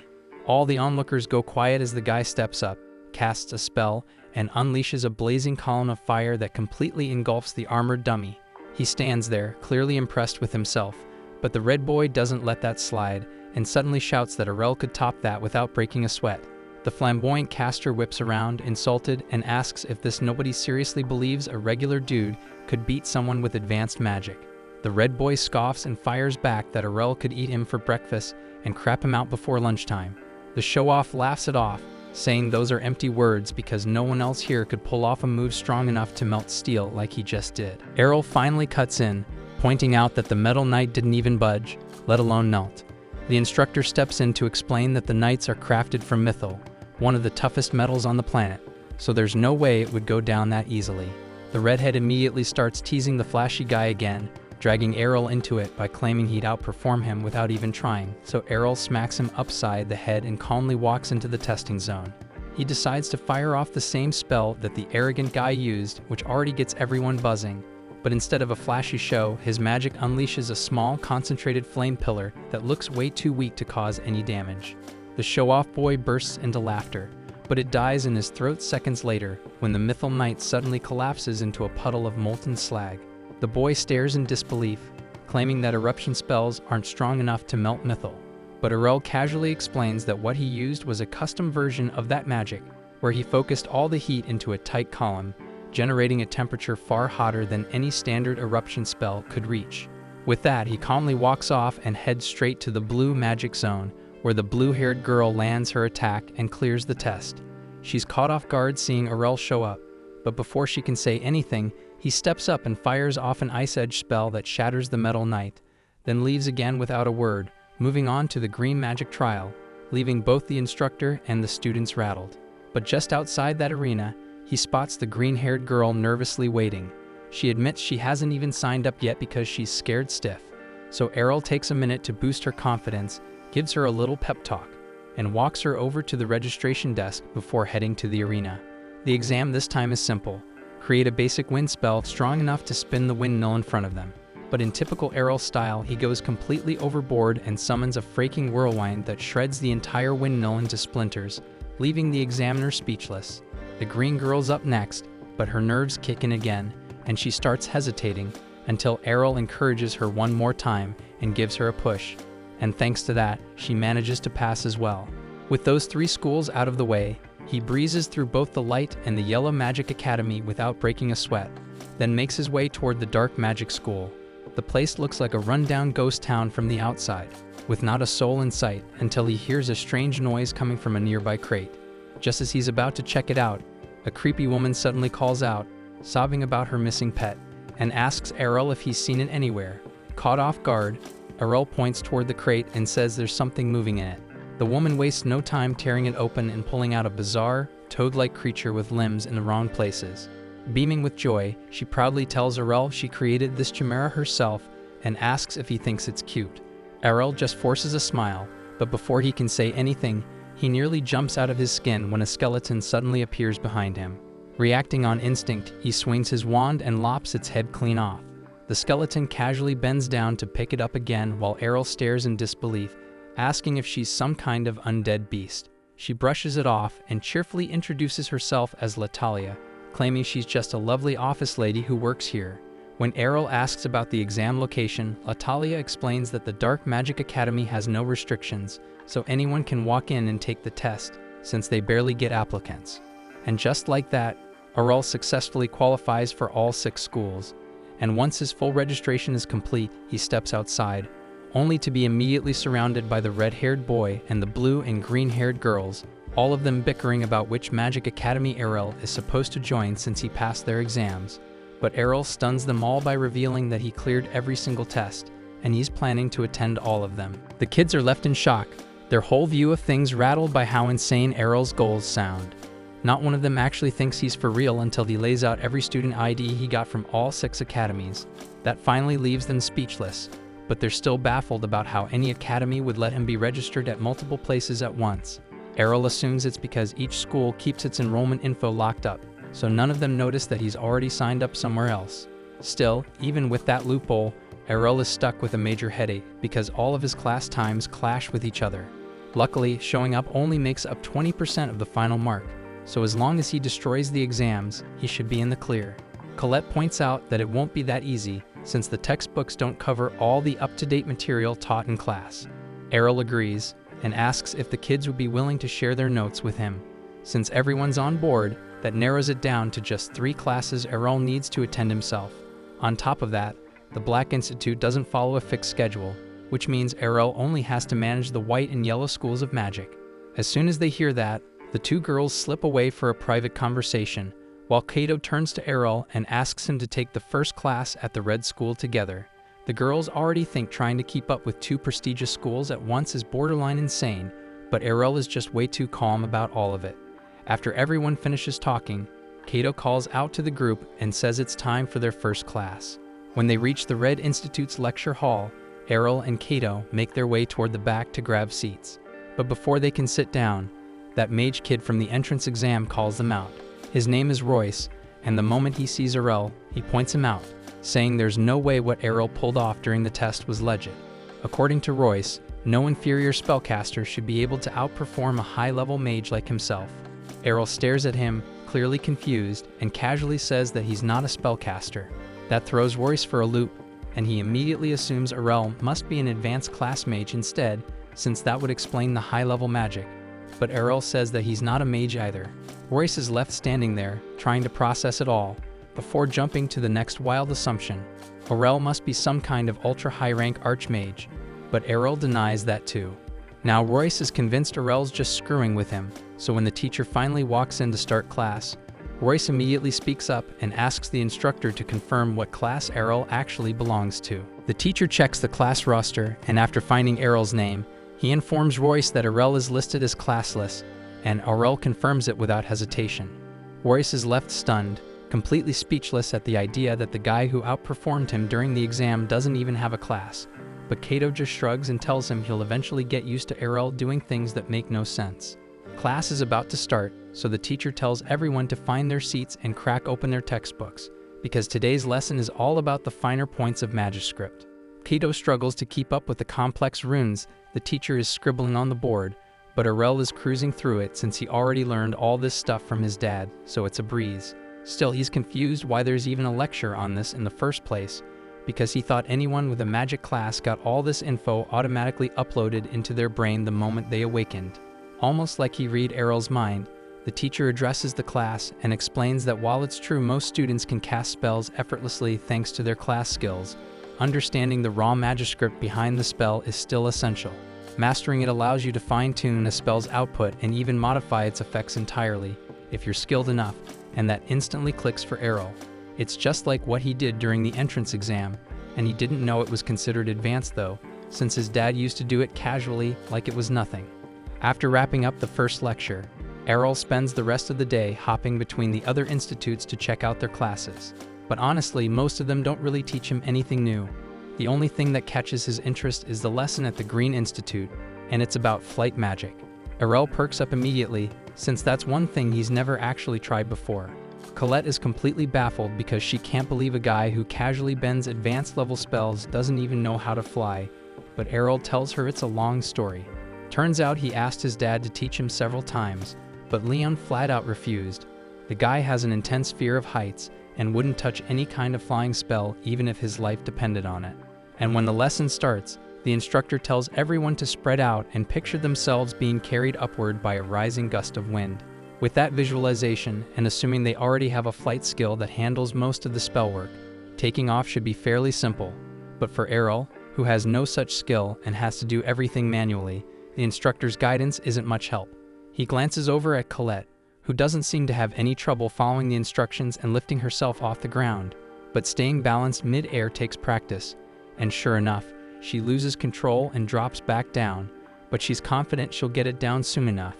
Meanwhile, Errol still needs to figure out how to get airborne at all. Everyone else is visualizing an updraft, so he wonders if he could mimic that effect by conjuring a small tornado beneath his feet. He decides to test it out, but the next second, he's shot hundreds of meters straight into the sky and then slams hard back into the ground. Colette rushes over in a panic to check on him, but Errol says he's okay, though next time he's definitely going to need to tone down the tornado's output. Right then, one of the other students flies over to show off his skills. Errol and Colette are both impressed by how smooth and controlled his flight is. The student starts bragging that he's been working on his flight skill ever since awakening as a spellcaster, and he's never lost a single race. Errol is curious and asks what kind of race he's talking about, so Colette explains it's a competition where contestants fly through a course, and whoever finishes first wins. Errol thinks that sounds like a blast and immediately says he wants to enter the next one, but the student tells him he can't join unless he actually knows how to fly. Errol says he'll just train until he gets the hang of it, but the kid shakes his head and tells him there isn't enough time. The next race is only 2 months away, and while hovering might be easy to pick up, true flight takes at least 6 months of consistent practice, so realistically he has no chance. The student isn't trying to be rude, he just doesn't believe anyone could master flight in under 2 months, and he suggests Errol focus on joining next year's race instead, then he flies off. Colette turns to Errol and asks if he's really going to wait until next year's race after all, but Errol insists 2 months is all he needs to take to the skies. After several weeks, Kufa, Colette, and Kato are all back at school after dark, and Kato can't help but wonder why they dragged him out here. Colette tells him she left something behind and had to come pick it up, but she was terrified to go by herself. Kato gets that, but he still doesn't see why he needed to come too, especially when Kufa is already with her. Colette says that actually it was Kufa who suggested inviting him along. Kufa awkwardly admits that with all the strange talk going around lately, she figured having Kato with them might be safer. Kato raises an eyebrow and asks what rumor she's talking about. So Kufa explains that for the past few weeks, people have been spotting a ghost wandering around the school grounds at night.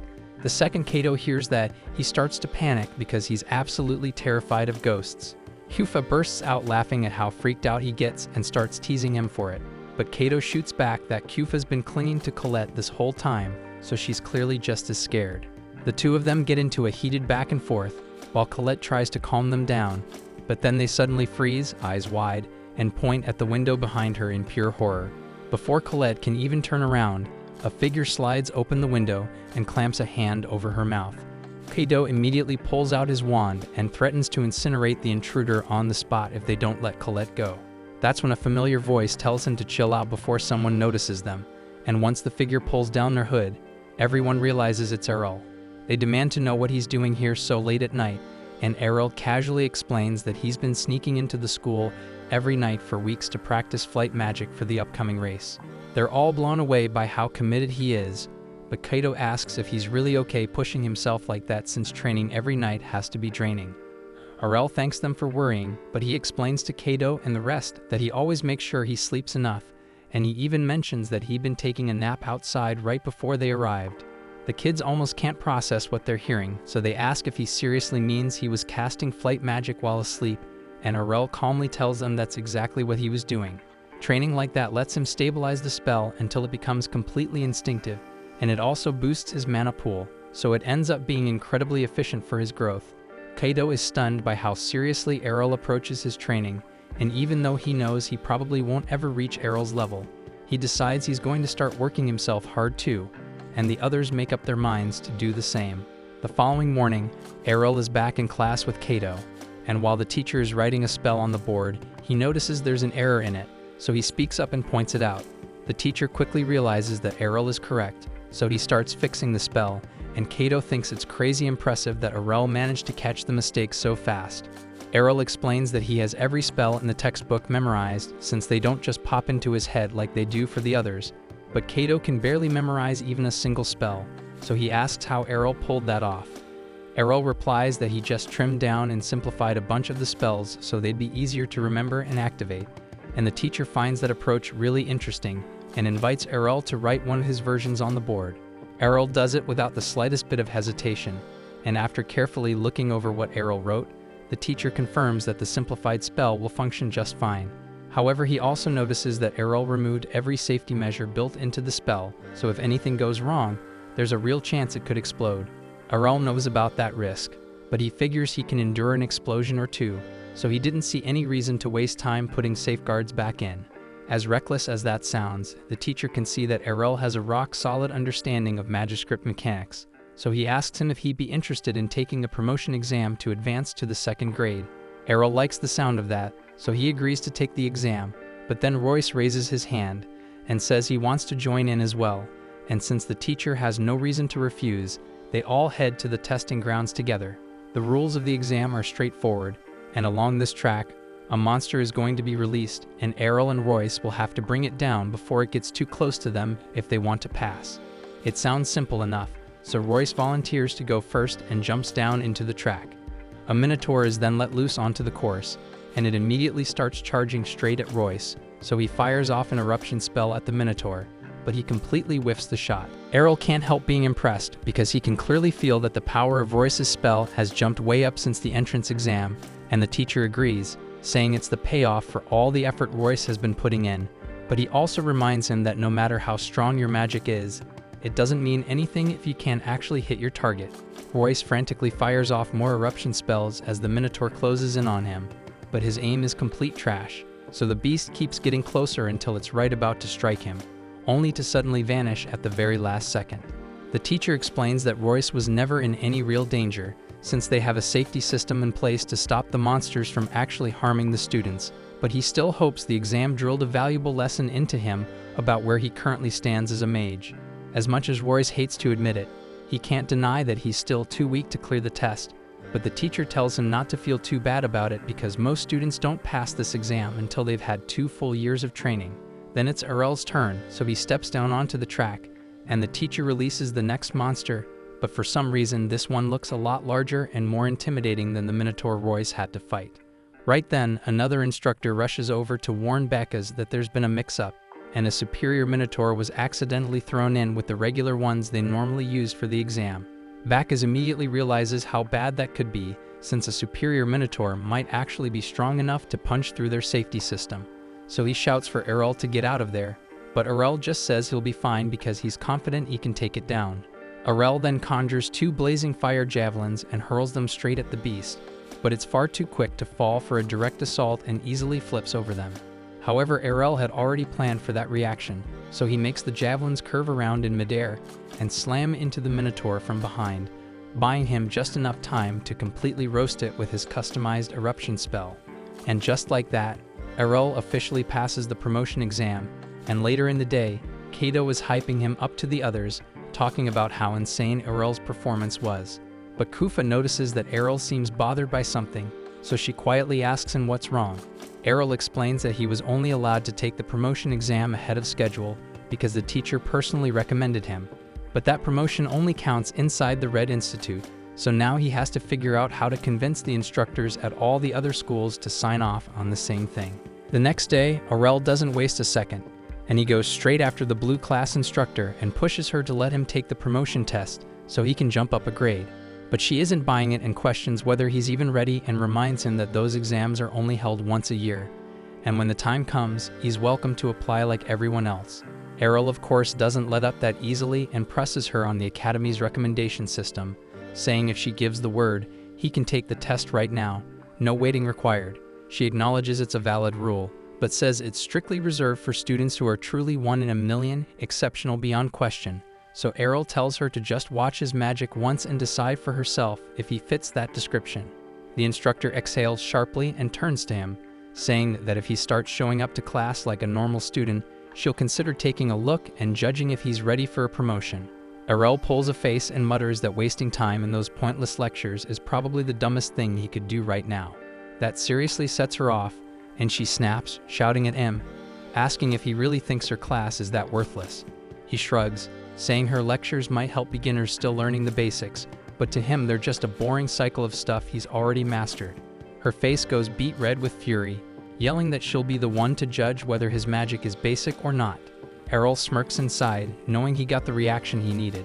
Finally, he's one step closer to unlocking the advanced magic he's been aiming for. She drags him straight to the training arena while Kufa watches from above, wondering why the hell Errol would go out of his way to piss off Hengel, the blue class mage, especially when she's only one step shy of becoming an archmage, a title that puts her near the top of the magical world. But Errol clearly doesn't care, standing his ground in the arena like it's just another day. Hengel then lays out the rules: no physical attacks allowed, and if he wins the mock battle, she'll approve his exam, and Errol nods without hesitation, saying he feels pretty confident about his odds. That alone lights a fire under her, stunned by how cocky he is when she's basically a borderline archmage, so she decides to shut him down right then and there. The moment the duel kicks off, she launches a monstrous ice storm spell that spins a deadly vortex around Errol. The chill is so brutal that even Kufa, sitting far above, struggles to breathe through the freezing air, and she silently prays he makes it out alive. But when the winds finally settle, her heart sinks as Errol is frozen solid and turned completely to ice. Hengel smirks, saying Errol's just like the rest, loud talk but no bite to back it up. She then turns toward Kufa, giving her a quick lesson mid-battle, saying that whenever you're in a mock fight, you should open with a heavy hitter to throw your opponent off balance and end things fast. But right before she can gloat about her easy win, the ice casing around Errol suddenly cracks, and he blasts his way out with some punches. Turns out, Hengel wasn't the only one quick with her casting. Errol had already layered protective ice barriers around himself mid-spell, shielding him from the worst of her blizzard. She nods, giving him credit for thinking fast, but warns him it's still not gonna be enough. Errol just shrugs and says they won't know until he actually tries. Then without hesitation, he summons a set of ice shards. Hengel looks unimpressed, calling them beginner-tier magic, but Kufa's eyes go wide as Errol suddenly doubles the count, while she herself can barely handle two at most. Hengel raises an eyebrow and gives a crooked smile, saying it's decent for a fresh recruit, but nowhere close to something that could threaten her. Instead of playing defense with an ice wall, she decides to meet him head-on and fires her own shards. The two volleys collide midair in a frosty blast, shattering in a shower of frozen shards. Errol watches the result and admits he probably underestimated her, but of course an instructor wouldn't go down that easy.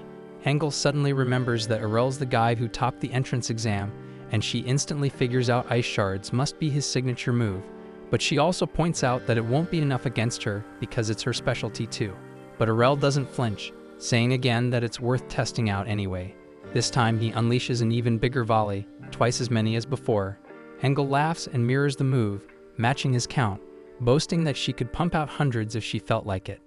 Kufa is stunned by what she's watching because these two aren't just exchanging spells, they're going blow for blow like elite mages. But Errol's still got more up his sleeve, and out of nowhere he summons 100 ice shards at Hengel's right side, then another wave on her left, and even more right behind her, trapping her in a ring of frozen death. That throws her off, and she quickly realizes that duplicating shards is one thing, but coordinating them in multiple directions takes high-level casting. She knows her own shards won't cut it this time, so she raises an ice wall just in time, shielding herself from the icy barrage. But something doesn't add up, as Errol's shards are still hitting just as hard, even though multiplying them should have seriously drained their power. Hengel stays sharp though, because she knows Errol's attacks can't break through her wall, so she starts conserving mana, waiting for him to burn out and leave himself open for one final decisive strike. But before she can even think about launching her final spell, Errol beats her to it. He unleashes his finishing move instead, and Hengel is stunned because there's no way he still has the mana for that, and she's certain he can't break through her thick ice barriers. But it was all part of Errol's setup, as she's boxed herself in with her own defenses. So now she's trapped inside and wide open, as he conjures a massive ice spear above her and sends it crashing down without hesitation. Hengel scrambles, casting a shield in panic, but it's not strong enough to fully absorb the impact. The spear punches through and slams into her with a deafening hit.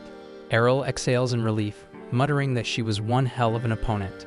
Meanwhile, Kufa stands frozen, unable to believe her eyes that a student just took down a full-fledged academy teacher. Later on, he catches up with the rest of the group outside, where Kufa fills everyone in on the fact that Hengel decided to promote Errol on the spot, skipping the official exam entirely. Kaito pumps his fist, thrilled for Errol, but Errol isn't about to stop now. His sights immediately lock onto Colette and the Green School next, and a little while later, we see Colette tag along as Errol approaches the Green class instructor and asks to take their promotion exam. She turns him down flat, saying he'll have to wait until the official date like everyone else. Errol pushes back, insisting that if she just gives him a recommendation, he could take the test right now, and even offers to show off his magic. But she holds her ground, saying their rules aren't the same as the other classes. At the Green School, no one skips the line, and exams follow the schedule, no exceptions.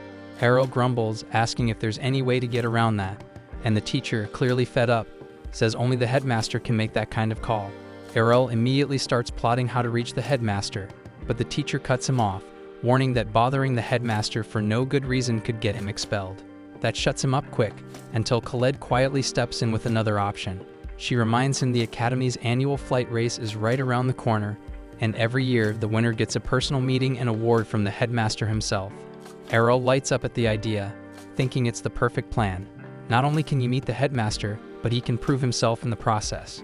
The green teacher chuckles, telling him not to get ahead of himself because there will be more than 300 people racing, and winning won't be easy, but Errol doesn't even flinch and says with a smile that he's going to win it at all costs. Eventually race day rolls around, and the participants line up as the announcer introduces the school's headmaster. He gives a short greeting, wishing everyone a safe competition and reminding them to keep things clean. Just before the race kicks off, that green-haired kid shows up again, strutting up to Errol and tossing more attitude, asking if he's here to make a fool of himself again. But Errol just stares, completely blank, as he doesn't even recognize him, and that makes the brat snap. Furious, he shouts his name Skake, and declares that he's destined to become the fastest mage in the world. And with that, the race begins, and the sky fills with flashes of magic as the racers shoot off into the air, some bumping into each other and tumbling out. All the more skilled flyers start pulling ahead through the chaos. One guy rockets forward like a missile but can't steer for anything, slamming right into a wall and getting disqualified on the spot. 15 contestants break away from the rest, leading the charge, and most of them are upperclassmen with high-ranking badges. But one of the professors named Dumble notices something odd. Two unfamiliar faces are up there, both first years, and they're none other than Errol and Skake. Skake can't believe Errol's still with them and demands to know how he's keeping up. But Errol calmly replies that everyone is just moving slowly on purpose. Skake looks confused, so Errol explains that it's a long-distance race, and if they burn all their mana up too early, they'll crash before the finish line. They keep a steady pace and eventually hit the first tough section, a tight turn through a narrow gatehouse followed by a sharp left. Some of the racers try to blitz through, but they fail to turn in time and end up crashing into the lake below.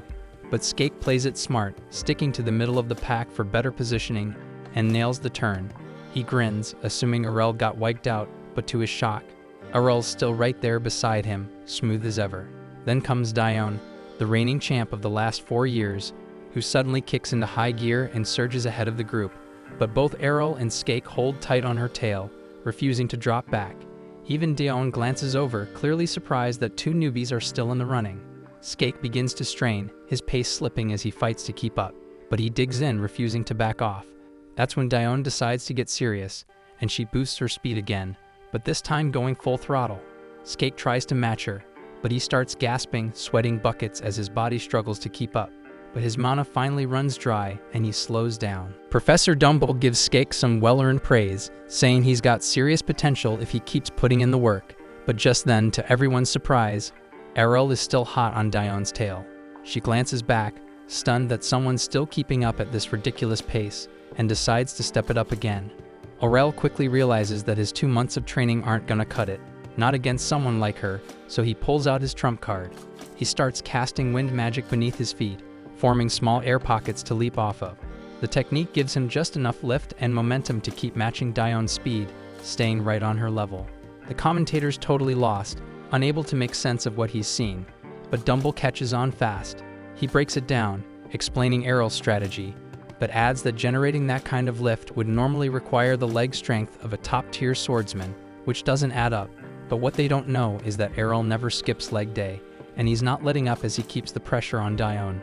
Still, Dumble warns that the home stretch is coming up fast, and there's a nasty sharp turn before the finish, so at these speeds they'll crash if they don't start slowing down soon. Daon knows that too, and she holds her pace for as long as possible, but eventually eases up because she knows she'll wipe out if she doesn't. Errol, on the other hand, doesn't even flinch, and he barrels toward the corner at full speed, slams a wind pocket, and launches himself into the turn with perfect timing. It works, and he clears the final turn and crosses the finish line first, snatching victory. Daon finishes just behind him, but instead of being bitter about it, she walks over, shakes his hand, and congratulates him with a smile, wishing him luck in whatever comes next.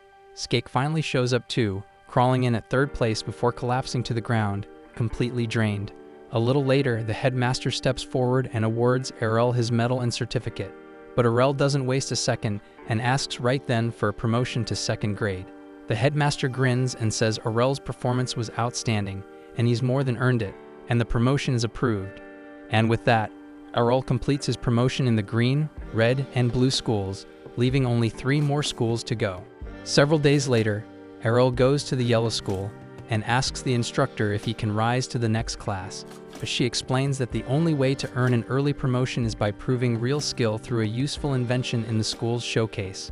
However, since Errol failed to register on time, all the available slots have already been filled, so this means that he must wait several more months until the next showcase is held. Growing impatient, Errol begs her to make a special exception just for him, but she firmly refuses. Pushed to desperation, he insists that he has created a completely new type of golem, yet she still refuses to make an exception on his behalf. Just then, another instructor named Rogwell takes an interest in Errol's golem. He tells Errol that if he truly can present something special, he will take him on as a research assistant and even secure him a reserved spot in the showcase. The offer sounds almost too perfect, but Errol agrees. Behind him, the first teacher quietly believes he has made a grave mistake, which leaves Errol confused. She explains that while Rogwell can indeed send him into the showcase, his standards are extremely brutal because he is obsessed with golems. Errol doesn't see the issue at first, so she reveals the truth. Rogwell specializes in combat golems and uses the showcase to ruthlessly overpower weaker students with his creations. Shocked, Errol finally understands that Rogwell simply wants to use him as a living test subject. The teacher offers to help him withdraw from the deal, but Errol refuses her help, confident in his own fighting strength. A short time later, the day of the showcase arrives, and all the teachers proudly display their creations. Soon after, Rogwell steps into the arena and announces that he will now present his golems. The moment he appears, the crowd begins whispering that another student is about to be humiliated. Rogwell then summons his earth golems and orders Errol to bring out his own. Errol nods and calls forth his golem Alpha, and when Alpha steps forward, Rogwell is stunned to see it built entirely out of metal. The students watching are impressed by Errol's ingenuity, while Rogwell assumes the metal frame is far too heavy to move properly with earth magic. Suspecting that someone might be hidden inside the armor, he rips off the golem's head, only to find it completely hollow. As he holds the head in his hands, Rogwell finally realizes that Errol's golem is made from a custom lightweight metal mix. Convinced that the lightweight metal made Errol's golem fragile, Rogwell orders his earth golems to launch their attack, and as one of them rushes forward, Alpha shifts into a combat stance. The moment the golem swings its fist, Alpha stops the blow dead in its path, and the sheer force of the counter shatters the attacker's arm. Watching his strongest weapon get effortlessly destroyed, Rogwell finally stops looking down on Erel's creation. When the damaged golem regenerates its arm, he commands all the others to reinforce their bodies. With their strength boosted and attacks coming from multiple directions, Rogwell is certain that Alpha can't possibly block everything with only 2 arms. In response, Erel calmly summons several swords for Alpha, and the golem smoothly takes up a proper sword stance. Rogwell assumes this is a fatal mistake and sends all of his golems charging in for the finishing blow. Instead, Alpha wipes out every single one of them with a single sweeping slash, leaving Rogwell frozen in disbelief. Erel thinks it was nothing more than a basic attack, but Rogwell insists that such an advanced sword technique should be utterly impossible for a golem. Erel explains that while ordinary golems can't wield swords, Alpha was built with a special lightweight metal and flexible joints, reducing mana consumption while greatly increasing its mobility. As Erel finishes explaining, Rogwell finally grasps the theory behind the design, yet he still struggles to believe it actually works. Erel then asks if his research is sufficient to qualify him for the promotion exam. Rogwell tells him that assistants aren't normally allowed to take it, but adds that he can directly request the headmaster to promote him if Erel agrees to join his golem laboratory. And without a second thought, Erel accepts. After officially receiving his promotion at the Yellow School, Erel heads to the White Institute to take another promotion exam, where he meets Instructor Keed. Seeing that her eyes are always closed, Erel asks if she's alright. Keed calmly explains that she is naturally blind, but instead perceives the world through the magical energy within people and objects. However, when she peers into Erel's body, she discovers countless bottomless streams of magical power inside him. Stunned by the overwhelming amount of energy, Keed anxiously asks if he's truly okay, and Erel reassures her that he's perfectly fine. In the end, she decides to set aside the strange phenomenon inside him and leads him toward the trial slate. As they step into the shady cave, Keed begins explaining that the skeletons of fallen warriors once rested there, but after the cave was flooded with a massive concentration of mana, their bones became animated. To begin the exploration, Erel casts a light spell, prompting Keed to warn him that the undead are drawn to it, and before long, skeletons swarm toward Erel, but he instantly erases them with a holy ray and keeps moving deeper inside. Soon after, Keed hurries to catch up to him, and when Erel asks if the exam continues further into the cave, she tells him he has already passed since the only requirement was defeating a number of undead. Though she worries that he might exhaust his mana on the way back, Erel calmly assures her that he hasn't even tapped into 1% of his reserves. All of a sudden, a powerful undead attacks them from behind, so Erel blasts it away with another holy ray. While Keed remains on guard around the dangerous skeleton, the undead begins to introduce himself. But to the undead's shock, Erel keeps firing holy rays at his bony butt, never giving it the chance to even say its own damn name. And as the struggling undead attempts to recover its shit breath, Erel unleashes a far stronger Holy Cross spell, reducing it entirely to ash. Sensing the overwhelming power of the attack, Keed explains that Erel just destroyed an undead wight, a high-rank undead variant. She is also stunned that he can use Holy Cross at all, since it is a technique reserved only for advanced exorcists. Erel, however, simply remarks that it feels only slightly stronger than Holy Light, leaving her completely at a loss for words. Sometime later, Erel makes his way to the Black School, and while he is quietly reading through some books, Latalia suddenly sneaks up behind him, and he reflexively knocks her head clean off. As she scrambles to retrieve it, Erel sighs in disappointment over the fact that the Black School doesn't offer any promotion exams.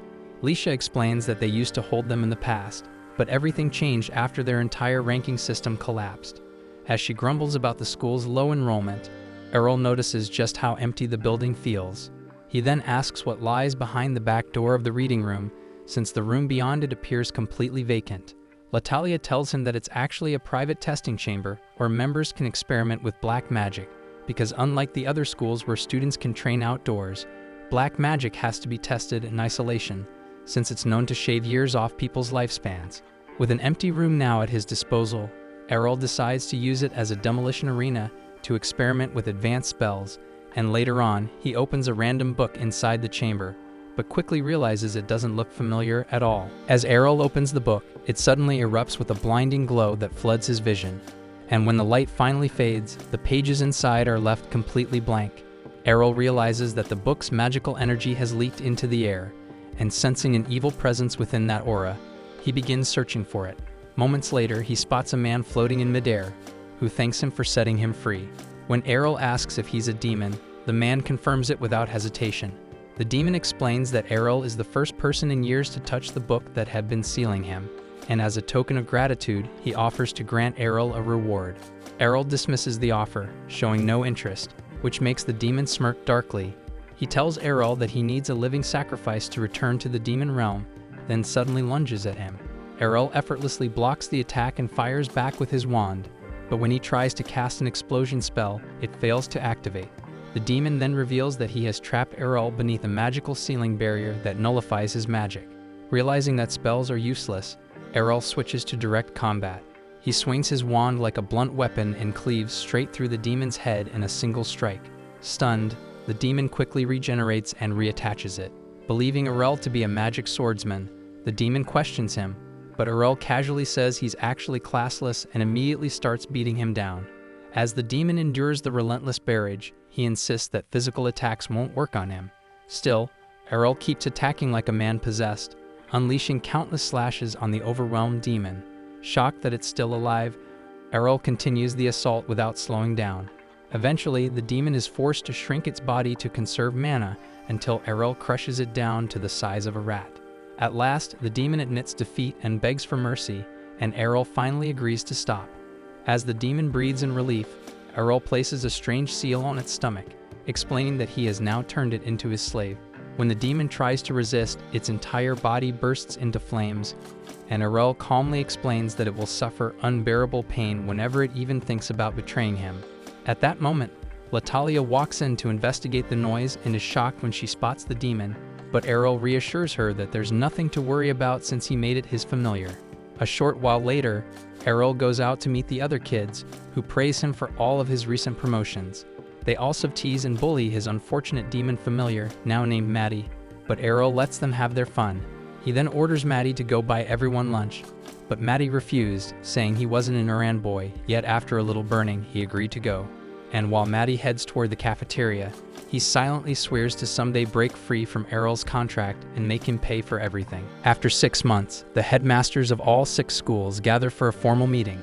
There, an official informs them that each school's annual budget and sponsorship will now be determined by the number of students and staff they have. When the Black School's budget is announced, its headmaster Blag angrily protests that his school has suffered a 40% reduction in funding. The official calmly explains that the Black School's overall contributions are far lower than the others, so receiving fewer resources is only fair. Frustrated, Blag complains that he can no longer support his research, while the Red School's headmaster Redora openly mocks him for wasting his time on childish evil spells. At the same time, the White School's headmaster Guido argues that black magic is inherently dangerous and suggests that the school should be shut down entirely. Fortunately, the official states that he won't be making such a drastic decision in this meeting. He then reveals that the current budget is still subject to one final adjustment, explaining that all schools can receive increased funding if they perform well in the upcoming 6 school magic competitions. He tells Blag that if the Black School manages to win, he will restore its budget to last year's amount. Furious at what he sees as unfair terms, Blag realizes they are trying to completely bury his school. Back with Errol and the group, Errol wonders what the upcoming Mage Lord Festival will be like. The kids explain that it is the biggest event in the city, with the 6th school magic competition serving as its main attraction. Kato asks Errol if he plans to participate, and Errol reveals that he will be competing in the rookie division. Excited to watch him fight, the kids begin arguing over which type of magic he should use, but Errol tells them that he has no intention of limiting himself to just one element. Curious, Maddie asks which school Errol will represent, so Errol replies that the headmasters have summoned him for a meeting the next morning, so he will likely find out then. Noticing Maddie's interest in the festival, Errol asks if he actually likes it, but Maddie brushes it off, claiming that demons don't care about human celebrations. Later that night, Blag sketches a bizarre magic circle on the floor, quietly talking about proving the true might of black magic. As he attempts to summon the strongest beast from the demon world, a writhing mass of flesh emerges from the circle. To his horror, it immediately lunges at him and devours him whole. Seconds later, the monstrous blob fully absorbs Blag, leaving it free to put the ignorant Magic City at risk. The next morning, that freakish slime starts creeping across the ground, gulping down every monster Blag had locked away for his twisted experiments. A short while later, Maddie nudges Errol awake to kick off the day. Still half asleep, Errol mutters that he was just dreaming about all the wild insanity he went through during his time at the academy. Later on, in the Green School's courtyard, the head instructors gather to choose their top picks for the upcoming competition. But with Blag still nowhere in sight, a few of them begin to wonder if he even has a single student worth putting forward. While the faculty bickers over which top contender to nominate, Errol finally arrives, curious to know which school he's expected to represent.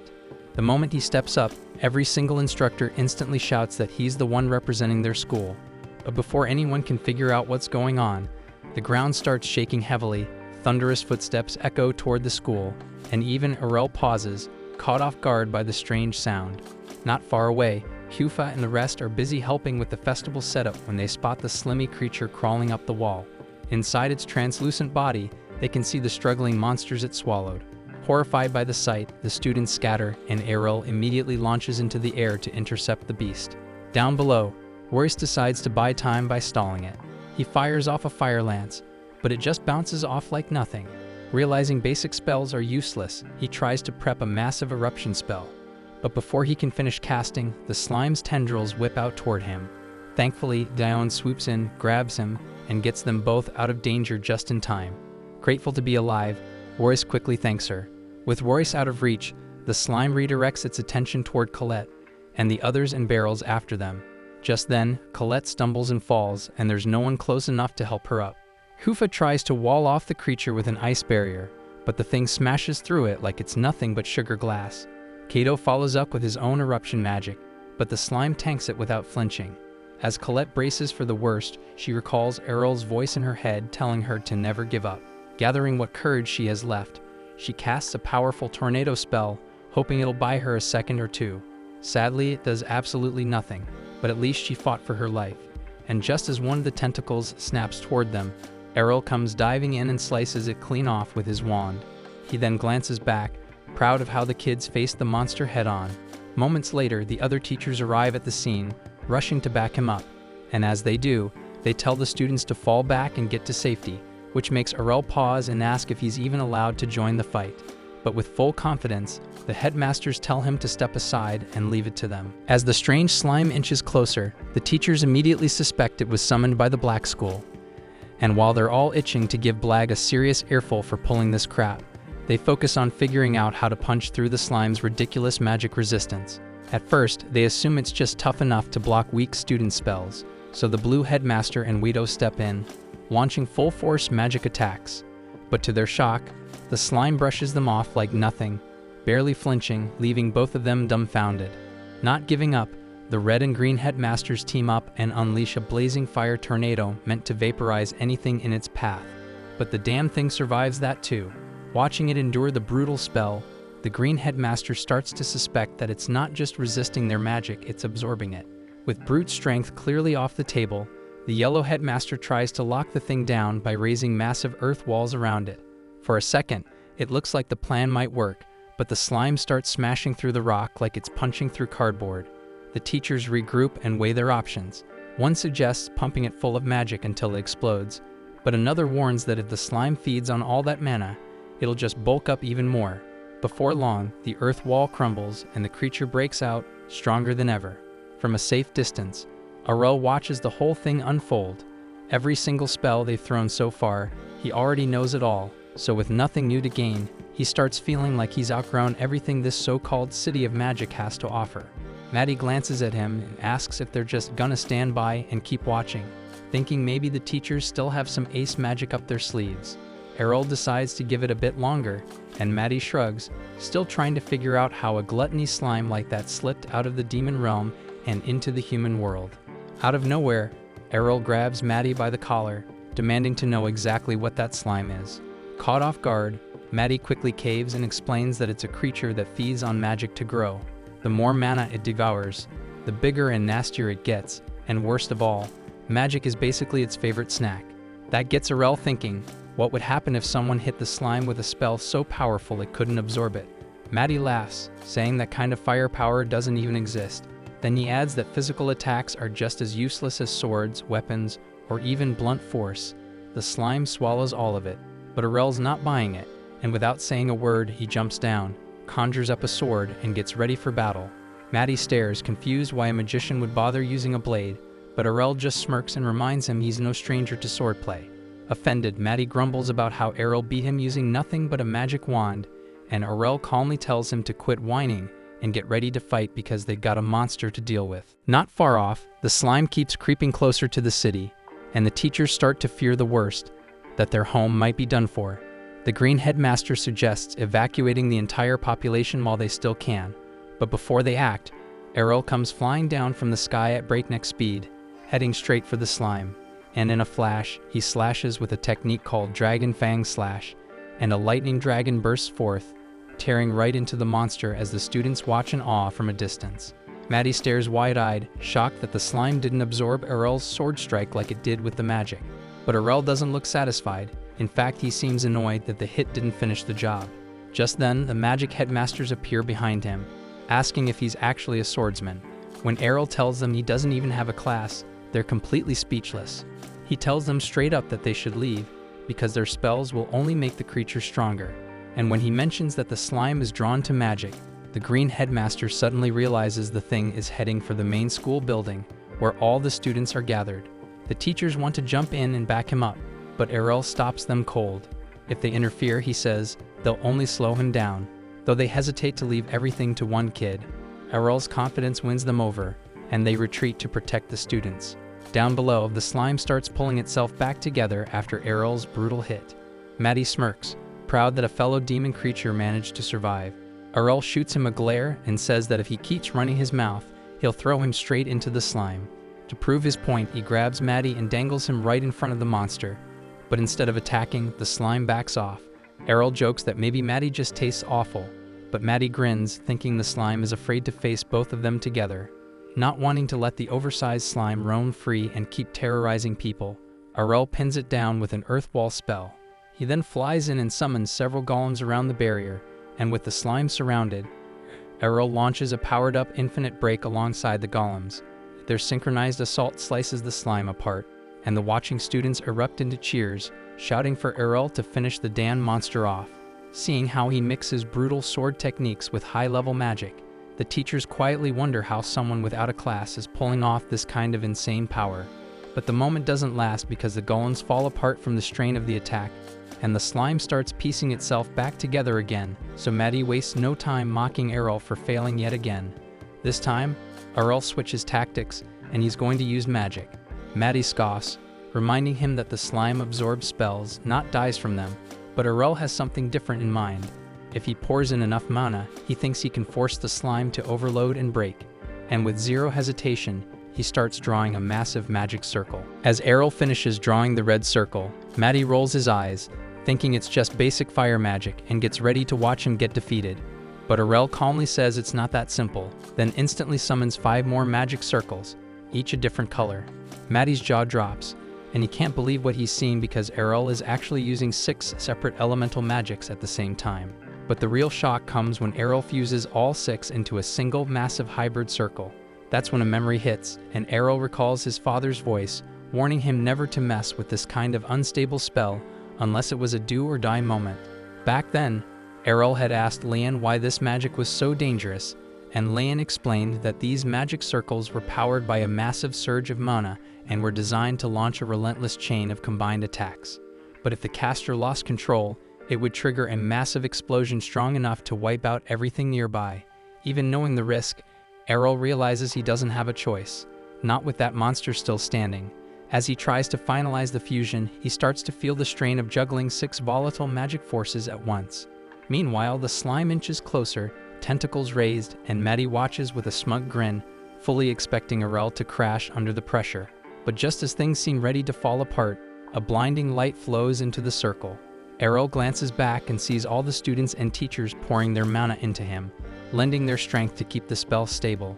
And with their help, Arel finally pulls it off, and he fires the completed elimination spell and obliterates the black slime in a single earth-shaking blast.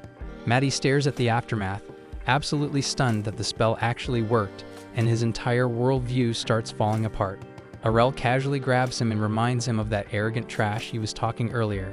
Instantly, Maddie switches gears, laughing nervously and pretending he was just joking the whole time.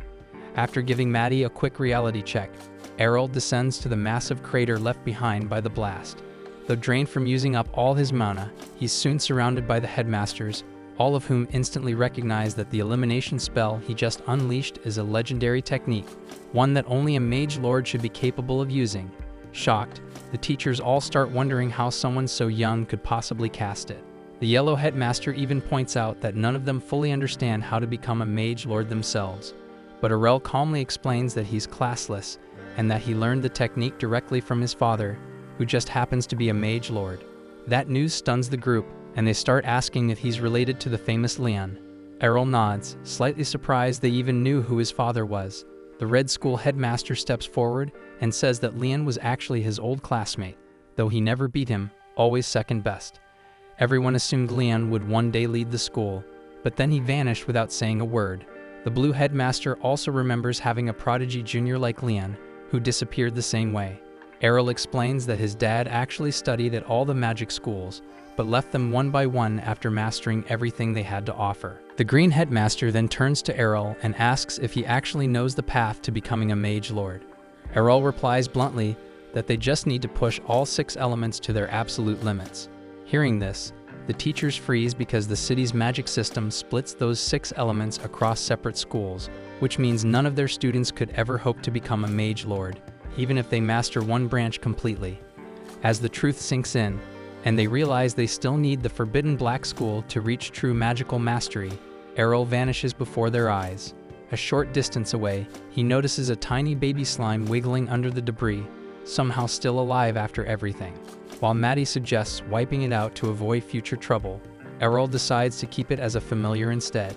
The following morning in his room, Errol manages to tame the little black slime and names it Wob Wob. As it rolls around sucking up trash like a living vacuum, Maddie glares at it in disbelief, annoyed that the thing has already turned into a loyal servant.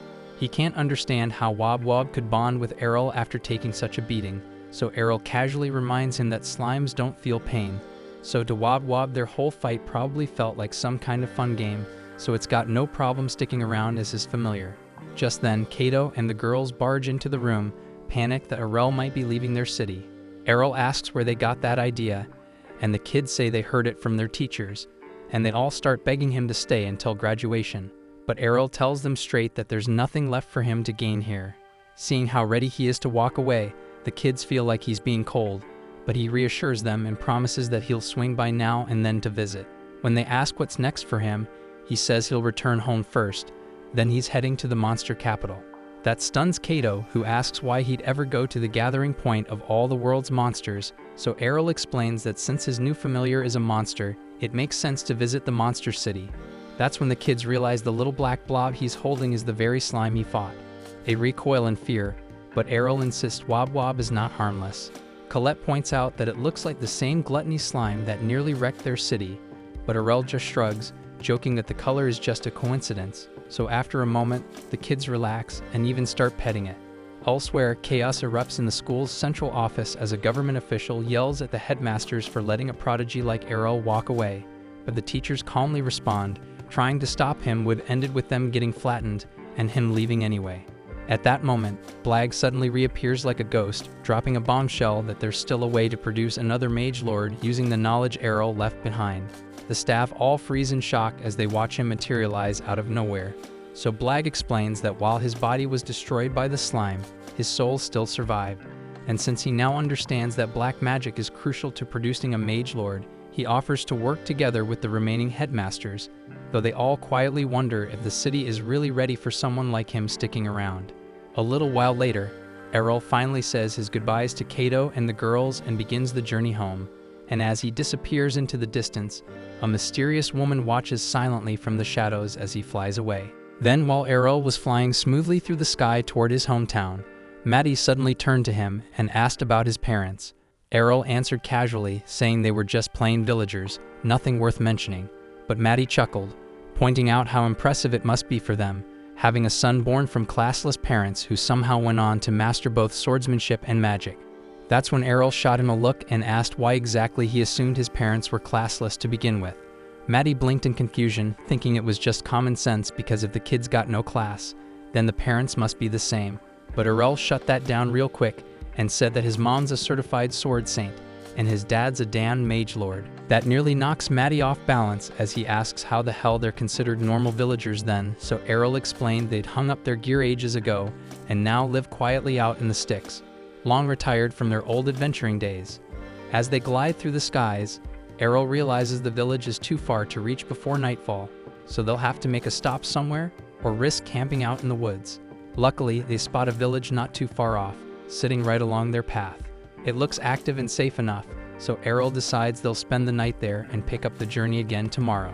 By the time the sun sets, Errol's already booked a room for them. With everything squared away, he decides to unwind with a hot soak. The bath is calm, steamy, and peaceful, until the door creaks open and a girl steps in, wrapped in just a towel.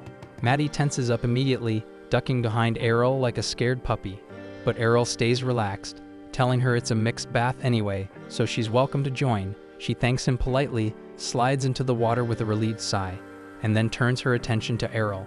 Maddie leans in, whispering that there's definitely something off about her, and they should be on alert. But he notices Errol's already onto her and isn't bothered at all. If anything, he's curious, maybe even excited, like he's waiting to see what kind of trick she might pull that he's never seen before.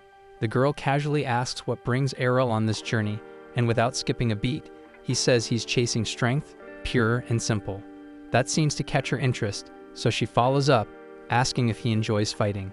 But Errol calmly replies that it's not about winning or losing, he's just trying to see how far someone without a class can really go. The girl questions if he really is classless, and Errol confirms it without hesitation that he has no official skills, no assigned class, nothing. But that's never stopped him. She wonders if people mock him for it, and Errol shrugs, admitting they do, but he's long since learned to live with it, so it doesn't get under his skin anymore. Then he sits down to eat with Maddie in the slime, just like it's any other day. Then when Maddie brings up the kingdom and asks if Errol's really sure about skipping the chance to see it for himself, Errol tells him he needs to check in with his parents first, and only after that will he figure out what comes next. The following day, just as Errol steps out of the inn and heads off, the same girl from last night suddenly blocks his path again. This time, she introduces herself properly as Princess Kura of the kingdom. She tells him straight up that he's been ordered to come with her by command of Her Majesty the Queen, but Errol just brushes it off, saying he doesn't give a damn about her queen and has no intention of tagging along. He even questions why a queen from a completely unrelated kingdom would have any interest in him. Kura lowers her gaze and admits she doesn't actually know what the queen wants either, only that she's been searching for a classless man named Errol for quite some time, so it must be important. Errol stays unimpressed, saying it doesn't change anything because he still has no reason to go.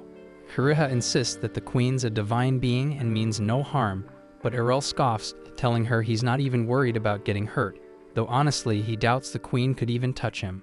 Finally running out of polite options, Kura disappears in a blink and reappears behind Errol, trying to knock him out cold, but Errol's faster. He slips out of the way with ease, catching her totally off guard. She's stunned. And that's when Errol calmly warns her that if she's looking for a fight, he's not about to pull his punches.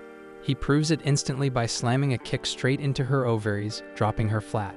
While she's curled up on the ground, Errol senses that there are at least 10 people hidden in the trees nearby, so he calls them out, telling them to quit hiding because he already knows they're there. Then a group of ninjas flickers into view surrounding him, and one of them demands to know how the hell he spotted them when they were cloaked with elite stealth techniques. Errol simply replies that stealth might muffle their presence, but it doesn't make them invisible, so he can still vibe check them without breaking a sweat. The ninja leader rushes over to Kura, panicking as she checks on her, and whining about how she's now covered in dirt. Kura brushes her off in frustration, telling her to quit fussing and focus on the mission, and reminds them not to treat Errol like just another classless nobody. All of them then charge in at once, trying to bring him down together, but it's completely pointless. Errol dismantles the entire squad with ease, barely putting in any effort. Soon, with the group sprawled unconscious across the ground, a new unit arrives to provide reinforcements from the same kingdom. They're stunned to see their elite squad wiped out and immediately demand to know what the hell happened. Thinking it must have been an ambush, they brace for a report, but the ninja leader weakly answers that Errol is the one responsible. The newcomers are floored by how the hell could one guy, and a classless guy at that, take out such a high-level force all by himself. But before they can wrap their heads around it, Errol casually steps out from behind a tree, munching on a rice ball, and asks if they're also part of the same kingdom. The woman with the dragon senses something serious behind his easygoing look. Then she introduces herself as Princess Dora, the Dragon Lord, and firmly tells Errol to surrender and come with them to meet the queen. But the beast girl Turga immediately pushes back, arguing that since she was here first, she deserves the right to capture him. Errol sighs and tells them not to waste time bickering. Instead, he offers a challenge. They can all come at him together, but only if they give it everything they've got, no holding back. The girls agree and launch their most powerful techniques and spells his way, but once the dust settles, the result is the same. Both the Beast Folk unit and the Dragon Princess are knocked out cold. Errol stands there looking slightly disappointed. Not one of them managed to show him anything remotely exciting. Still, something's bugging him now, as to why the hell is this kingdom going so far just to get him. That's when Kuriha, barely conscious, opens her eyes and mutters that their queen, the divine ruler, is the strongest being alive, and if Errol dares face her, he won't stand a chance. That only sparks Errol's curiosity even more, wondering what kinds of powers or techniques he might get to witness if he goes. With that, he changes his mind and decides to pay the kingdom a visit and meet this queen for himself. He flies straight to the castle, finding the gates wide open, but as he crosses the drawbridge, 4 women step in to surround him, each one claiming to be one of the 8 imperial generals, just like Kuriha and the Dragon Woman. They each flaunt their own unique powers and demand that Errol surrender, but unsurprisingly, they're no match for him, and he takes them down without even breaking a sweat before making his way toward the throne room. There, the last of the 8 generals, Ernella, blocks his path, stunned that he got through 4 of her comrades so effortlessly. But before she can even draw her blade, a small figure darts past her and throws herself into Errol's arms. It's the queen, and to his shock, it turns out to be his older sister, who clings to him like she's been waiting for this moment forever, and he has a hard time prying her off. Ernella stands frozen, trying to make sense of the whole scene, while Errol demands to know what the hell his sister is doing pretending to be some kind of empress. She answers calmly, saying she made a vow long ago to build a place where no one would ever look down on him, just because he didn't have a class. And now, after all this time, she's finally made it happen. She tells him that from now on, he'll live here with her. In fact, she's already called for their parents and younger sister to come join them so they can all live together, free of judgment, in a peaceful and beautiful world. Astaire had expected Errol to be touched, maybe even moved enough to hug her back, but instead he shakes his head and tells her he can't accept that. He explains that being classless doesn't limit him, it frees him. He has no fixed path, no assigned fate, and that gives him the chance to grow however he wants. He likes putting in the effort, learning on his own, and becoming stronger through experience. Astaire, a little taken aback, finally sighs and admits that in the end, Errol's a grown man now, and he can do whatever the hell he desires. With everything said, Errol gives her a nod of thanks and turns to leave, but Astaire isn't done yet. She activates her secret trump card, a ridiculously broken ability called Heaven's Will, a spell that lets her take control of someone else's actions. In an instant, Errol's body stops moving. He feels it, his limbs locked up, his body turning back against his will to face her again. Astaire then decides to go full unhinged and blurts out that she wants to live like a family from Alabama, then orders Errol to marry her on the spot. Her generals are frozen in shock as Astaire shamelessly charges toward him for a kiss, but Errol straight up kicks her in the face, telling her to get the hell off him. Astaire blinks in confusion because her spell is supposed to be absolute, but Errol's no idiot because he had already cast a wind barrier around his ears, using it like magical noise-canceling headphones to block out her command entirely. Finally accepting that she's been outplayed, Astaire backs off, and Errol leaves the palace, promising he'll come back for a visit sometime. By midday, he's back home, and his mom instantly pulls him into a hug, relieved that he's safe, while his younger sister Mira jumps into his arms too, thrilled that Errol's returned, and brought a demon and a slime with him. At night, Reiner sneaks into his room, clearly hoping for something that will make her sweat, but Errol just sits down and starts talking. They chat about everything that's happened, and Errol walks her through what he saw in the City of Magic. The two of them talk for hours, and Rainer finds herself wishing he'd finally stay home for real so they could have more nights like this. But the next morning, Mira runs into the room yelling that Errol's gone and left another note.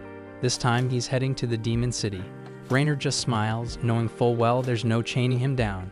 Meanwhile, up in the sky, Errol flies alongside Maddie, excited to see what new kinds of power and knowledge await in the next city ahead. But this is where the season 1 has ended. Thanks for watching, and I'll see you soon in the next anime. And remember to like and subscribe to the channel to make me continue.